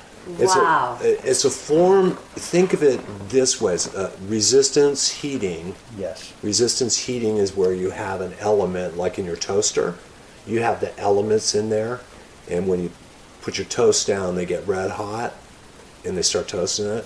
So it appears that whatever happened caused things that were ungrounded to hold the heat energy in, and which eventually just get hotter and hotter and hotter. That's what we're Wow. suspicious of. That's what we're Wow. thinking about. And that evidence was in all the vehicles we talked about that were torched. The 2 box trailers with no fuel around them, the metal outbuildings, the carport, the mobile homes. The school had a lot of metal plumbing and all kinds of stuff in it, and it's a plausible explanation to be led to. Wow. Okay, so let me just try to piece this back together. You're saying that based on some observations that these cars that were not good grounding to begin with because they had rubber tires, these mobile home parks that didn't have good grounding because of just the copper wire that just goes down into the ground when they piece They put the panel in. them together. Yeah. As opposed to these carports that are poles going through the concrete into the ground are standing while the cars are not, and these mobile home parks are not. What about these houses? These houses that kind of collapse inside of themselves. So I'm in agreement that I think that the grounding there might be a grounding component, Yes. but then this kind of gets us to some more conclusion. So I think that Sure. there's a lot of Yeah. evidence to what he's saying, and Yeah. I love what he's saying about the resistant heating, and I think Yes. that's the resistant heating is I agree. Everything to me kind of agrees with that. Yeah. You see the fence posts that are burned where the wire went through. Right. Or all the, and that explained the cars, the metal. So it's the metal, anything that was touching the metal, it just seemed like Wow. burned really, and these houses burned from the inside out is what it looked like. The Right. most destruction and devastation Right. was on the inside. And so I'll get to it right now. It reminds me of, the metal car down to nothing left, just a shell, and the plastic garbage can just fine. Reminds me if you had a big microwave and you could put a plastic toy or in there, and you could put some tin foil, which one's going to do better? Right, and they tell us always to Or- avoid metal Or a piece in of the wood, microwaves. a piece of wood and a piece of metal. Well, wood burns, metal doesn't, right? Well, in a microwave, what's gonna burn? Wow. If you're just tuning in, we just, we are going down the rabbit hole. We are getting deep layers. You're listening to FERlive.com, The Ferret. This is Shelley Lewis coming at you from down the rabbit hole with my 2 guests, John Lord and Matt. And we're examining a lot of the evidence that they discovered while up at the Paradise Fires. Our hour is just about up, and we're going to come back next hour and talk more about conclusions, theories, And I really want to get into more about this microwave technology. And if you, personally, my own opinion is this was an event that was, and I'm going on the record saying it, was planned, because it just seems like everything is pointing to that. And we've thrown out terms such as smart meters and grounding and some kind of microwave event. But I want to talk too about directed energy weapons, and if that might be some kind of moving part in this huge chaotic mess. We try to say, oh, it's just one thing, it's this thing, but really I think it's this concert of things that have happened, and nothing at this point is off the table. So definitely come back next hour, guys. You're listening to FERlive.com, The Ferret. I'm Shelley Lewis with Down the Rabbit Hole. See you next hour. Hey everybody, welcome back to the third hour. You're listening to Shelley Lewis with Down the Rabbit Hole, FERlive.com. And if you have not been tuning in for the first 2 hours, we are in the third hour of interviewing expert testimony from retired firefighters John Lord and Matt. And the first 2 hours have been so fast and furious with just a plethora of information. And this last hour, we're going to try to draw some conclusions, give us some theories of what happened with this Paradise Fire and just the anomalies. And if you didn't get to hear the first 2 hours, we're going to have these archived so you'll be able to tune in at a later time. But welcome back, John and Matt. Thanks, Shelley. Thanks so much for all that you guys are sharing with our listeners here. And we're just really grateful for the time that you've given us. I wanted to get right into the do's. The do's and don'ts, right? For those of you who don't know what that means, DO is a directed energy weapon, and it's basically out there as this ammunition, this laser technology that doesn't require any ammunition, that can be shot from the skies. And Fox News did a big report, and for those of you who heard me a few weeks back, I played that clip for you. But we can't help but ask this question: is this a role in some of these fires where these firefighters have not seen this type of fires in all their careers? So I'm going to just put the question out there for John or Matt to take, please.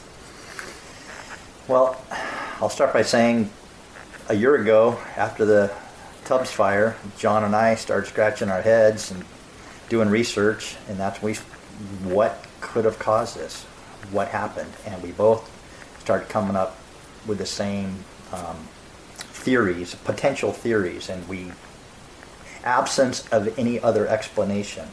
Because we could not come up with any other explanation, we started looking into directed energy weapons, and it's like, oh my God, this could actually explain it if this was actually what was going on. Number of fires, rate of spread, et cetera, et cetera. And the way the fires burn. So we've been talking to you, and we've mentioned the word microwave. We've been talking to you of how these things that are metal and attached to metal burn completely, and how things are plastic, standalone plastic, whether it be garbage cans or play structures, seem to be fine.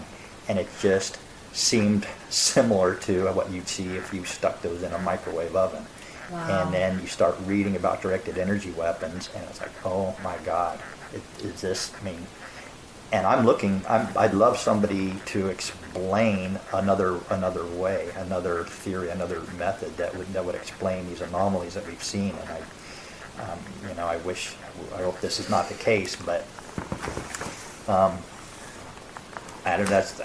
that makes the most sense for me at this point. It makes the most sense of what's going on. When I think of directed energy weapons, I think of lasers, laser technology. And the evidence is out there for anybody that wants to look, anybody that thinks this is a bunch of hocus pocus, that these things don't exist. The evidence is all over the internet. These companies give these elaborate presentations for their stockholders and show off their wares. And this is a laser weapon that we mounted to the nose of this airplane. I mean, the evidence is out there.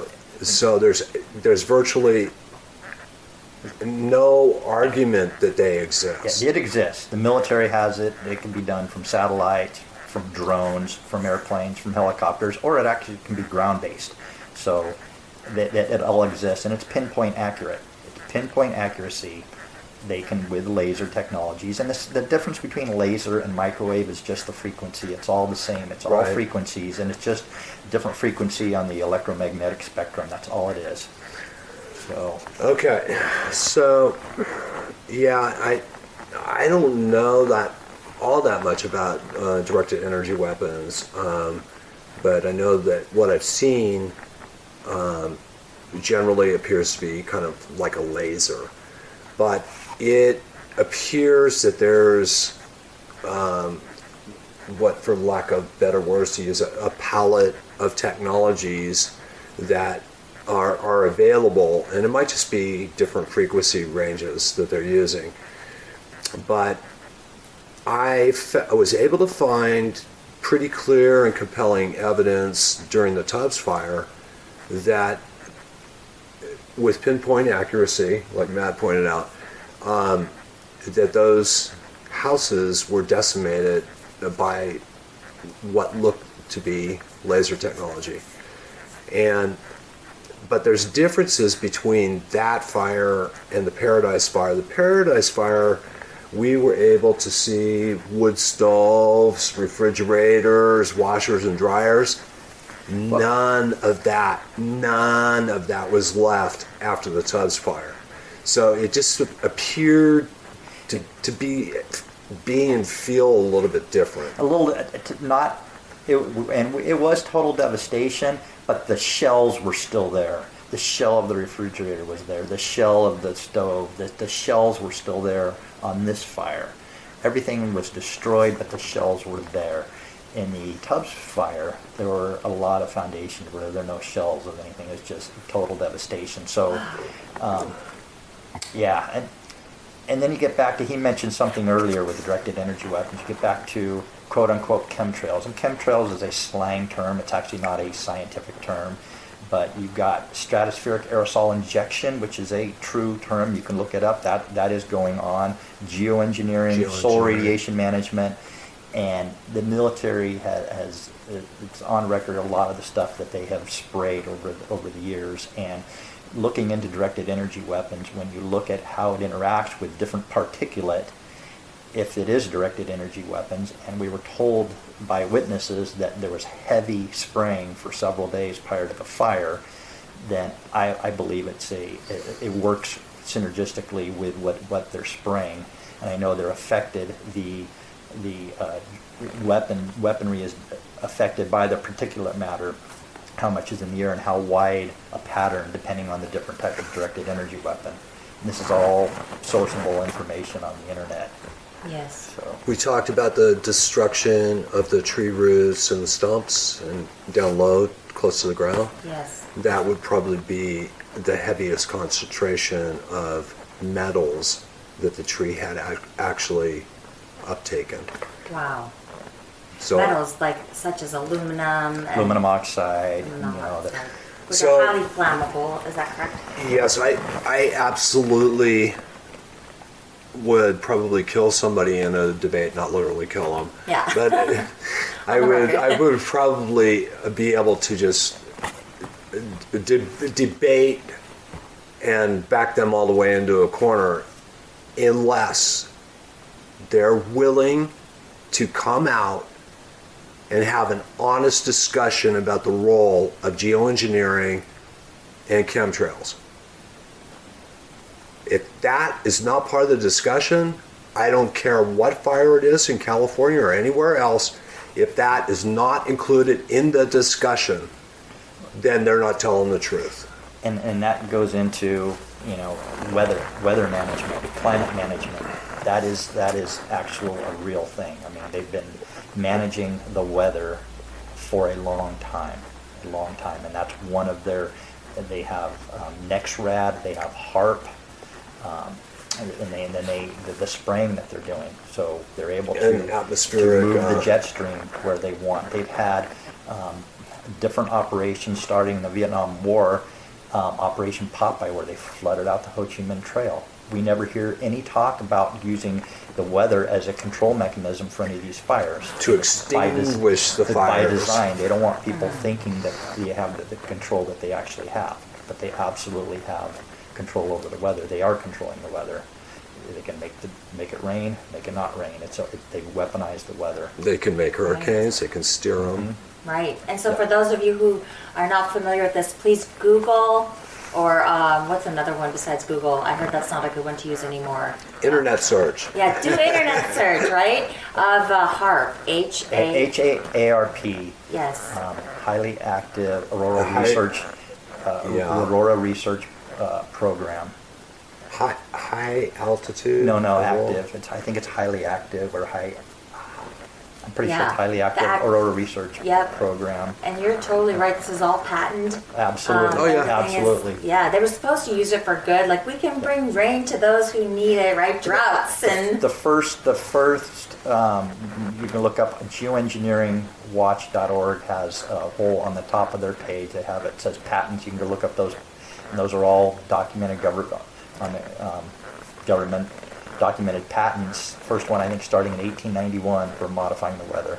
wow. So they've been doing it for a long time. Right, and there were reports out, I read through the mainstream media, that people in that area, in Paradise area, were complaining this white film that they would find Yeah. on their vehicles and things. Yes. And then there was also pictures that surfaced, and we have testimonies of people who saw blue lights before. Yes, and we've seen photos of blue lights, and that would.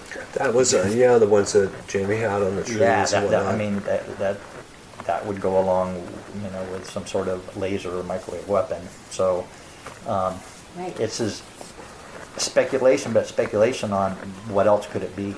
Right.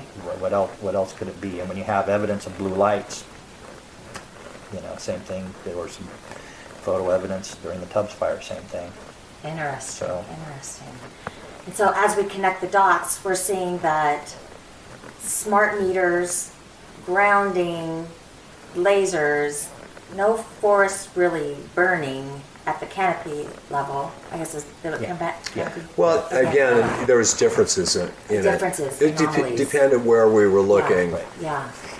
And if these fires were caused by directed energy weapons, and it did have these effects that we're talking about, burning, trying to get to ground, and burning this way, the exposures and whatever's around is going to automatically start normal fires, if that Aha. makes sense. That does So make you sense. probably never have just a directed energy weapon fire without it causing a normal fire. So you're going to see signs of both, if that makes any sense. That makes perfect sense. Yeah. That one would trigger kind of this Exactly. natural way that you would get fire. Exactly. So it's convoluted. It's Yeah. not going to be completely So, pointed. I mean, when I looked at a lot of the photos and walking up there and seeing, I mean, a lot of the vegetation actually resisted burning. It looked like it wasn't the perfect conditions. It resisted burning, where structures did not resist burning. They burned completely. Interesting. So, And what did you find? Have you heard the narrative that, well, the trees were just full of water, and so they didn't burn like a normal tree would burn in a forest fire? Have you ever found that in a forest fire, fighting fires? well, then we shouldn't have had a forest fire. And that's my whole point. They resisted burning. I agree. The trees resisted burning. It's almost as if the forest was the cover.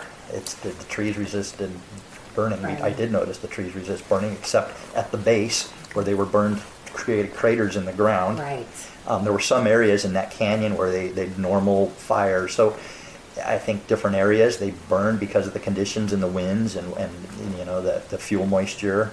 I think that, had pretty good fire going through, but a lot of other areas where, maybe a north slope where it's a little wetter, greener vegetation, it seemed to resist burning.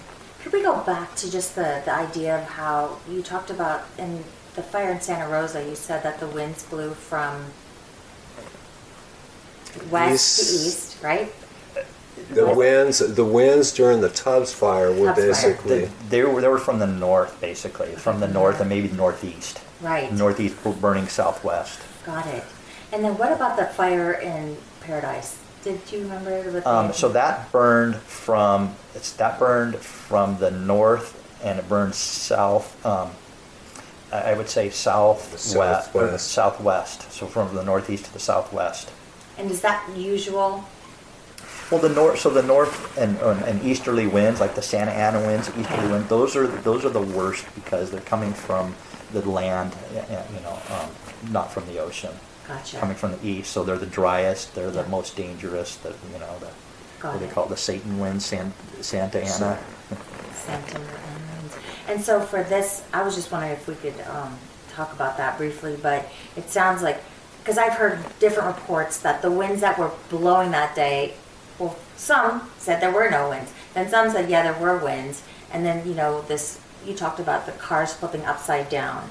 That being an anomaly about some kind of fire NATO. I've heard that term being used. And so I did not see any of that on this one. Like I Okay. said, I saw less destruction on this one. I didn't personally witness the car fire, but I saw a lot of photo evidence of vehicles moved and flipped over upside down on a car fire, as well as the Tubbs fire. I did not see that on this one. I see. So Just strange cars, like you had said, Yeah. completely. the rate burned of up. spread, I've heard different things about the rate of spread on this fire, the Paradise fire, and it seemed incredible. Like, Very fast. yeah, very They fast. said 80 football fields a minute. Is that? Something like that is and what I heard. So, I mean, incredibly fast. What would cause a fire to move that fast? Have you ever seen a fire move that fast? So, if it's a That's a good typical question. normal wind caused by nature, it's the wind is the big factor. The wind is always the biggest factor in how a fire's going to react. Wind and terrain. But it burned fastest upslope, uphill, south slope where it's drier, uphill. But if there's some sort of other technology being used, then I have no idea. All bets are off at that Yeah. point. Yeah. Interesting. Okay. There appears to be, with the evidence of causing us to suspect these technologies being used to intentionally start these fires, which I would remind everybody that if people are intentionally starting these fires, they are guilty of genocide. Period, the end.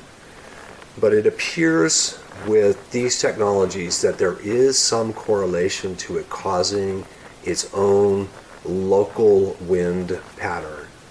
And that was evident with the Tubbs fire down through the Napa Valley. The people were reporting these crazy winds, and people were even reporting it quite a distance away from there.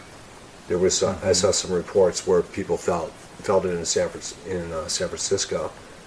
And typically fires do create their own weather. They create their own wind and create their own weather. And We're so- talking at the start, though. At the start. Yeah. So, but I mean, just typically natural fires are throughout our career. We know that they create their own weather to a certain extent. And now, if you're enhancing them, or if they're being weaponized through technology, then it would just only make sense that everything would be enhanced. The winds, everything else would just be a much greater, based on the heat and whatever else. Interesting, smart winds, right? These winds that would be so smart. Smart winds, smart fires, smart meters. Right? Speaking on that idea of smart winds, John, I want to go back to where you're talking about these mobile home parks and how they weren't grounded or potentially not grounded. But yet I've seen some of these photographs that have surfaced where these trees aren't even touched.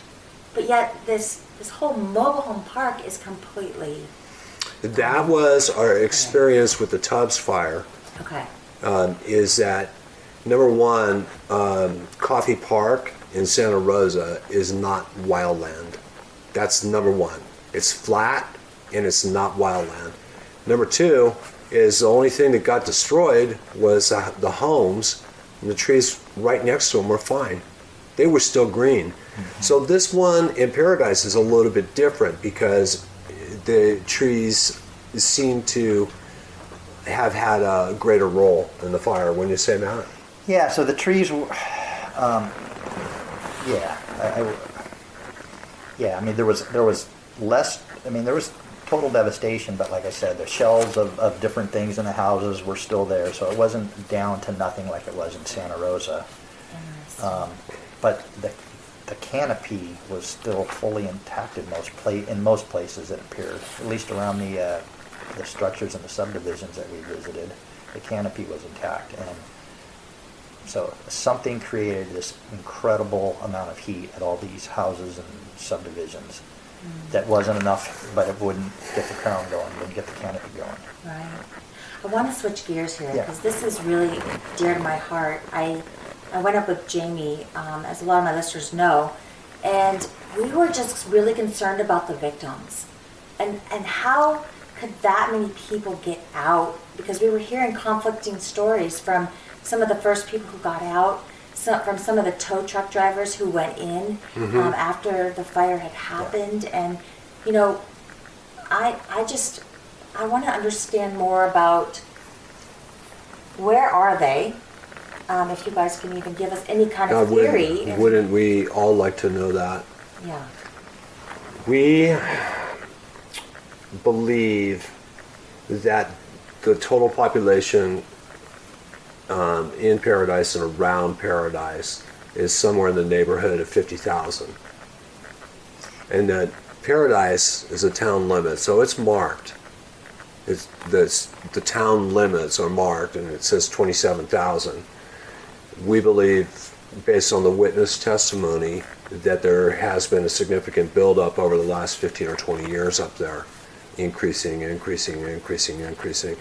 So we're looking at numbers probably more like 50,000. And what happens in a disaster like that is that if people wait too long to get out, the roadways turn into parking lots. There's just too much traffic congestion.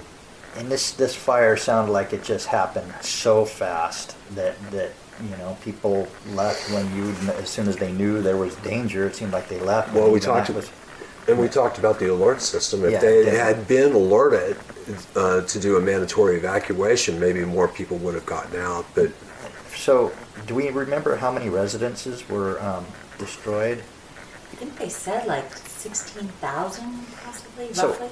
Because it just seemed odd to me when we went up there the first day that the low number of victims that seemed to be that stuck out to me as well. Odd, and I haven't really followed this like others. I haven't really paid attention. It's more focused on the fires and the evidence of the burning and how did it burn. And so I don't know, but that did stick out to me as, God, it seemed like there'd be more people needing help. And when we went to the shelter, there weren't that many people. There weren't very many people. I'm like, where is it? Are these all second homes for people? Or are these all, so where is it? So I don't know. I can't answer any more than that. it's hard to say. It's really hard to say, but based on the testimony from the tow drivers and what I saw of the evidence immediately after the fire blew through there, I believe that many people lost their lives inside their cars, that they were literally just torched alive. And can I prove that? Well, all the evidence has already been removed.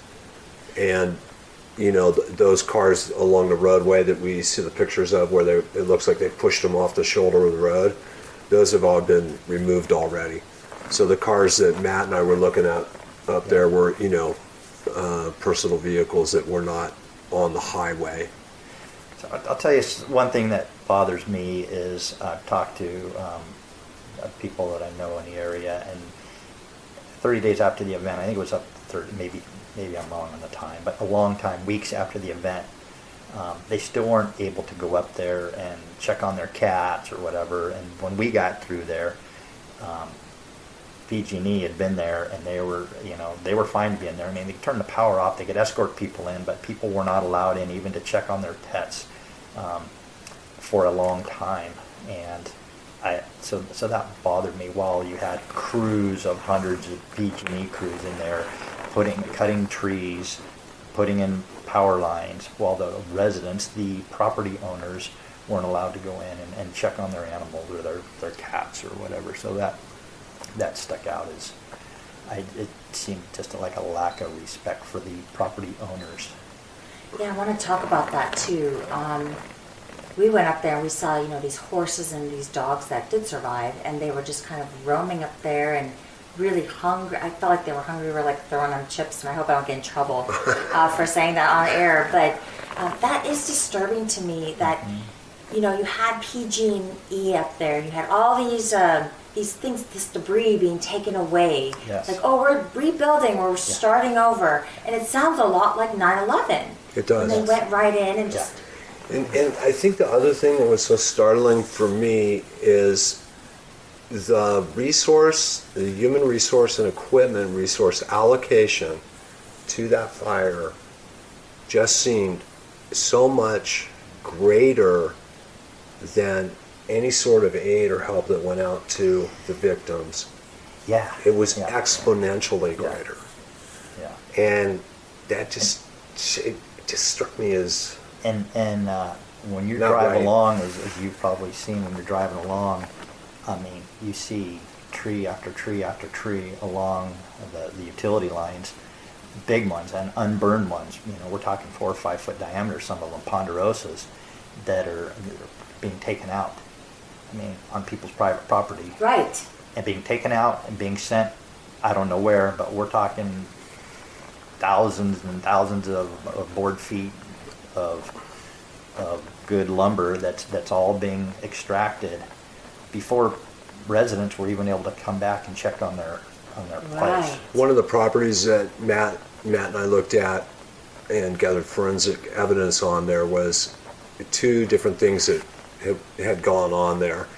One was a tree notice of their intent to remove any damaged trees on the property. Okay, that's one. And the other one was hazardous materials.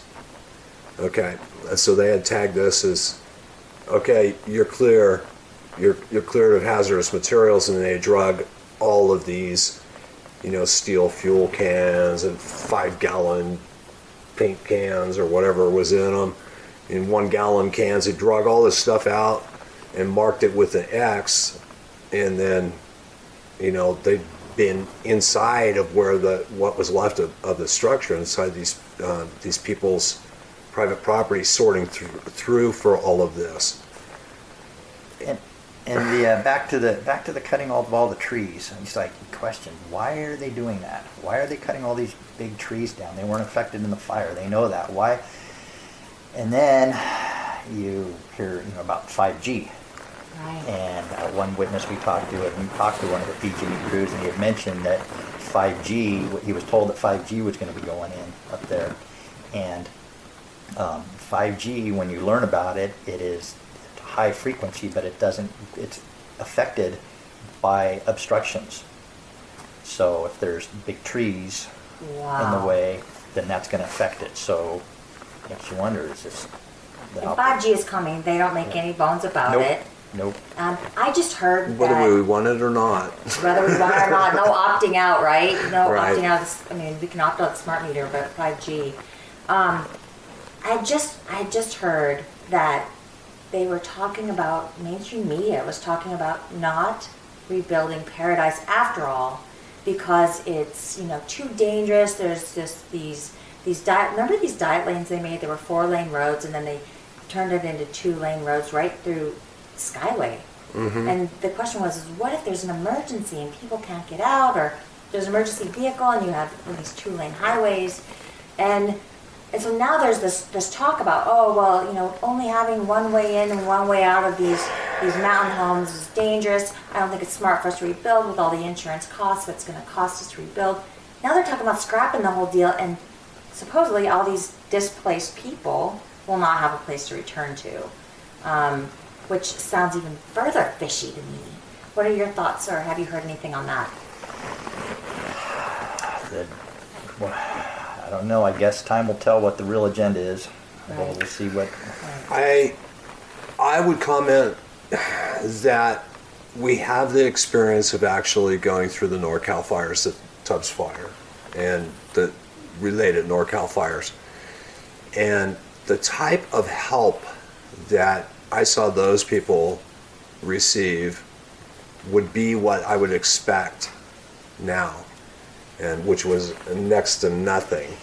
They buying people out, offering them a bunch of cash just to walk away. Yeah. Disclose weird stuff like disclosure statements for Israel.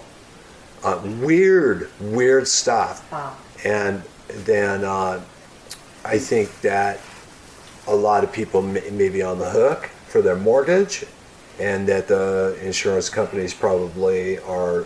Well, One of them went bankrupt already. it's an didn't it? opportunity to, if you are going to build, you're going to be jumping through the new building hoops. Right, The new and then smart and it standards. could potentially be cost prohibitive, don't you think? Well, I think time will tell. I mean, if time will tell what the ultimate agenda is, I think of, if they let people go back, how, how create enough loopholes to jump through or enough expense, then, we'll see. I think we'll see. So it's interesting listening to what you were saying, but I think time will tell. And if they don't let people back in there, what are they going to do to the people whose houses didn't burn? They sure have been hinting about that, haven't they? That we got to change our thinking on this, and Oh yeah, no, I mean, and through insurance companies, through not insuring, I mean, that's there's a lot of tools. If they don't want people to, they want to get rid of that community, there's a lot of tools at disposal. Wow. But this That's is all amazing. just speculation and all. Yeah. We're almost done, believe it or not. We're starting to wrap up this whole show. And this show could go on for hours. It's just so much to cover, but I did want to say one thing just to kind of recap on the fire victims. We went into these centers, what do you call them? Shelters. These shelters, right? And Red Cross shelters. And we just didn't see the evidence of people there. It was mind-blowing. And I know we covered that briefly, but I want to make sure we touched on that. So these people there may not be enough people to rebuild up there after all. I mean, and this might be another just disguise of, hey, we can't rebuild, it's too dangerous. And I know that's my own opinion, guys, I'm speculating. But, with all this devastation and so much, one of the things I always want to talk about is solutions. What can we do to protect ourselves, inform ourselves? And I always want to give people, hey, here's the good news. We've given you all this bad news to wake you up not to wake you up, but to give you eyes to see of what might be happening below the surface, as we dig down the rabbit hole. Could either of you talk about some, go ahead. I'm going to start because I'm going to let John do the conclusion and his solution, but I want to just start by, the only reason that I'm here, that my biggest goal is just to try to help wake people up to what's really going on. A lot of what I've said and what John said probably going to sound crazy to a lot of people. And, we are just two retired firefighters who, had no problems throughout career. We did a good job. We were kind of leaders in our organizations. And we have both come to the same conclusion, and it's all been evidence-based. It's all been evidence-based. We both have a desire to find out the truth. And so I am just trying to wake people up. Everything that I've said, and you look up directed energy weapons, I don't know exactly what happened. We're trying to guess what happened. But these fires are nothing like any of the fires that I went on my whole career. And I think you would agree. yeah. So I just wanted to get that out there, that everything we've said, when we're talking about directed energy weapons, when we're talking about geoengineering, all that can be looked up. All that technology does exist. How they used it, did they use it, all that, yes, that's speculation. But absent any other better explanations, I'm ready. I want to hear it. I want to hear what those better explanations are. So that's kind of where I am. I'm going to turn it over to John with the solutions. Okay. Yeah, I get to where I'm talking about the stuff and I'm thinking about the victims, and my heart breaks. It just breaks in two. It's like, I believe that a lot more people were killed than is being reported, and these people had just been so adversely affected, the ones that did survive, and they're going to be put through this bureaucratic hell, aren't they, Matt? We're here from the government, and we're here to help. So It's unbelievable. So thanks, Matt. What can people do? We always like to end it on a positive note. Some of this stuff we're talking about is really deep and really heavy, and people, I think it's bred into Americans to want to help. So people do want to get involved. So the one I always start with is pray. Pray for the victims, pray for those that were lost, pray for the people that lost property, pray for them all. And, you know, families have literally been ripped apart. So pray. Pray long, pray hard. And for the people that did survive this fire, and I would give the same advice to the Southern California fire victims, network. Develop networks. Start to figure out where your peeps are, your neighbors, your co-workers. Start to figure and build lists. And those groups I would highly recommend. Obviously they would take some leadership to set up, but make them so they're more of a leaderless group. Can you agree on that, Matt? Yeah. Just so make it so that anybody in the group could pick up the ball and run it.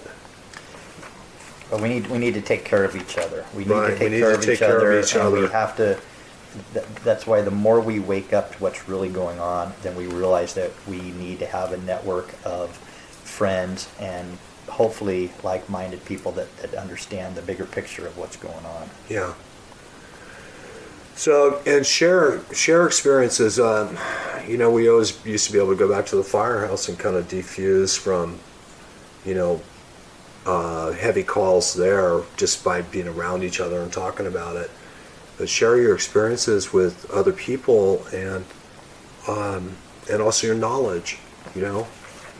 So, and fight. Don't give up. Don't ever give up. Don't ever give up hope, no matter how dismal it seems. And this one here is pretty important. It's a little bit sensitive of an area to talk about, so I'm just going to remove all sensitivity and just spit it out, okay? If you're looking to help out the victims, please look for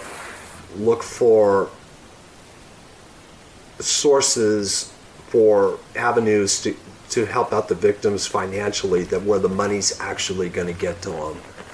Because we've seen in this nation that the amount of money that gets donated to Red Cross after a huge disaster like this, there is a fraction of the money that actually gets back to the victims. So look for viable sources to donate and try to help out that way. I don't really have. I know Jamie's. Yes, Jamie seems like he's been doing a great job with that, of taking 100% that comes in and giving it. He's shown evidence and videos of it with you. That's great. That's excellent. So that Jamie's site is A Plain Truth. So, and that's the only other one that I've seen so far. But there's bound to be others out there. But anyway, look for viable sources. Don't donate to Red Cross. It'll never get to them. And, you know, spread the word about this stuff. Well, Spread the word. And do your own research. Please don't believe us. Don't take our word for any of this. We are coming up with our best guess, our best conclusions based on our research. Do your own research. Things are not normal. They're not, as the narrative that's being put out there by mainstream is not the truth. So please do your research in all areas. It'll mean a lot more. Yeah. It'll mean a lot more to you if you do your own research. Obviously, I don't do any research at all. You just can see one of my bookshelves over the back of me. Do you have any other questions for us? Shelley? Yeah, so I wanted to just, not really any more questions, just thank you guys so much for being a beacon of light out in this world that's dark. You know, because we can all get distracted by things of just normal everyday life that we don't have the time to kind of look into here, look into there, and so it's people like you who are shedding this light for others, really. And even though it may fall on deaf ears, just know that we're seed planters and that we're trying to help as many people as we can get the word out there. So I just want to thank you guys so much for what you've done. And I know I went on one of these excursions. I didn't get to go inside Paradise, but you were there. You saw so much, and thank you for being eyes and ears for those of us who didn't get to see some of the devastation inside of there. And you're such a voice for the victims. They don't get their say. They don't get to tell their story. And so for them, this is going to probably be, a really bad memory for a lot of people. Remember Paradise, but, a lot of their family members are grieving and hurting, and they want to know the truth. They want to know. And so thank you from the bottom of my heart for sharing your stories and your expertise and just being able to talk about it. This is huge for us, and I'm just really thankful. We have about 5 more minutes if there's anything else you guys want to conclude with. Otherwise, we'll turn it over to some commercial breaks. I got an idea. What? Let's the three of us pray. Okay. How's that? All right. Do you want to lead us? I'll lead it. I'll John. lead it. Dear Heavenly Father, we thank you for this day. We thank you for the many blessed relationships that we have, our family, our friends, for the many, many blessings that you bring us. Lord, we send our love out to the victims of the fire, those lost, and those people who are still suffering, and all of the other disasters that are going on across the nation. And we ask you, Lord, to pick up those people's spirits, and so that they don't lose hope, and provide for them. And Lord, we ask that if there are people that are intentionally using these technologies to harm others, we ask that you expose them or strike them down into hell, into the depths of hell, Lord. We thank you, Lord, for hearing our prayer. Amen. Thank you guys so much. And on that note, we are going to continue this Paradise Fire coverage as long as we have breath in our lungs. So next week we'll get into some more of the photographs. I'm going to be compiling together a YouTube of this interview, as well as overlaying a lot of photographs talked about during this presentation. And so definitely stay tuned, guys. You're listening to FERlive.com, Down the Rabbit Hole with Shelley Lewis. I'll see you guys next week, virtually, of course, and we will talk more and more about hot topics such as the Paradise Fires and the directed energy weapons and smart meters, and how we can actually get more informed, as well as 5G. That's coming, all right? So I know I said, 5G, what can we do? I want to give you guys some serious answers to that and some solutions. And so, John, Lord, and Matt, thank you guys so much again for coming on our show. Thank you Thanks so for much the for opportunity, having Shelley. us. Yeah, Thanks you for the guys. opportunity. Thank you guys so much. All right, see you guys later. Bye.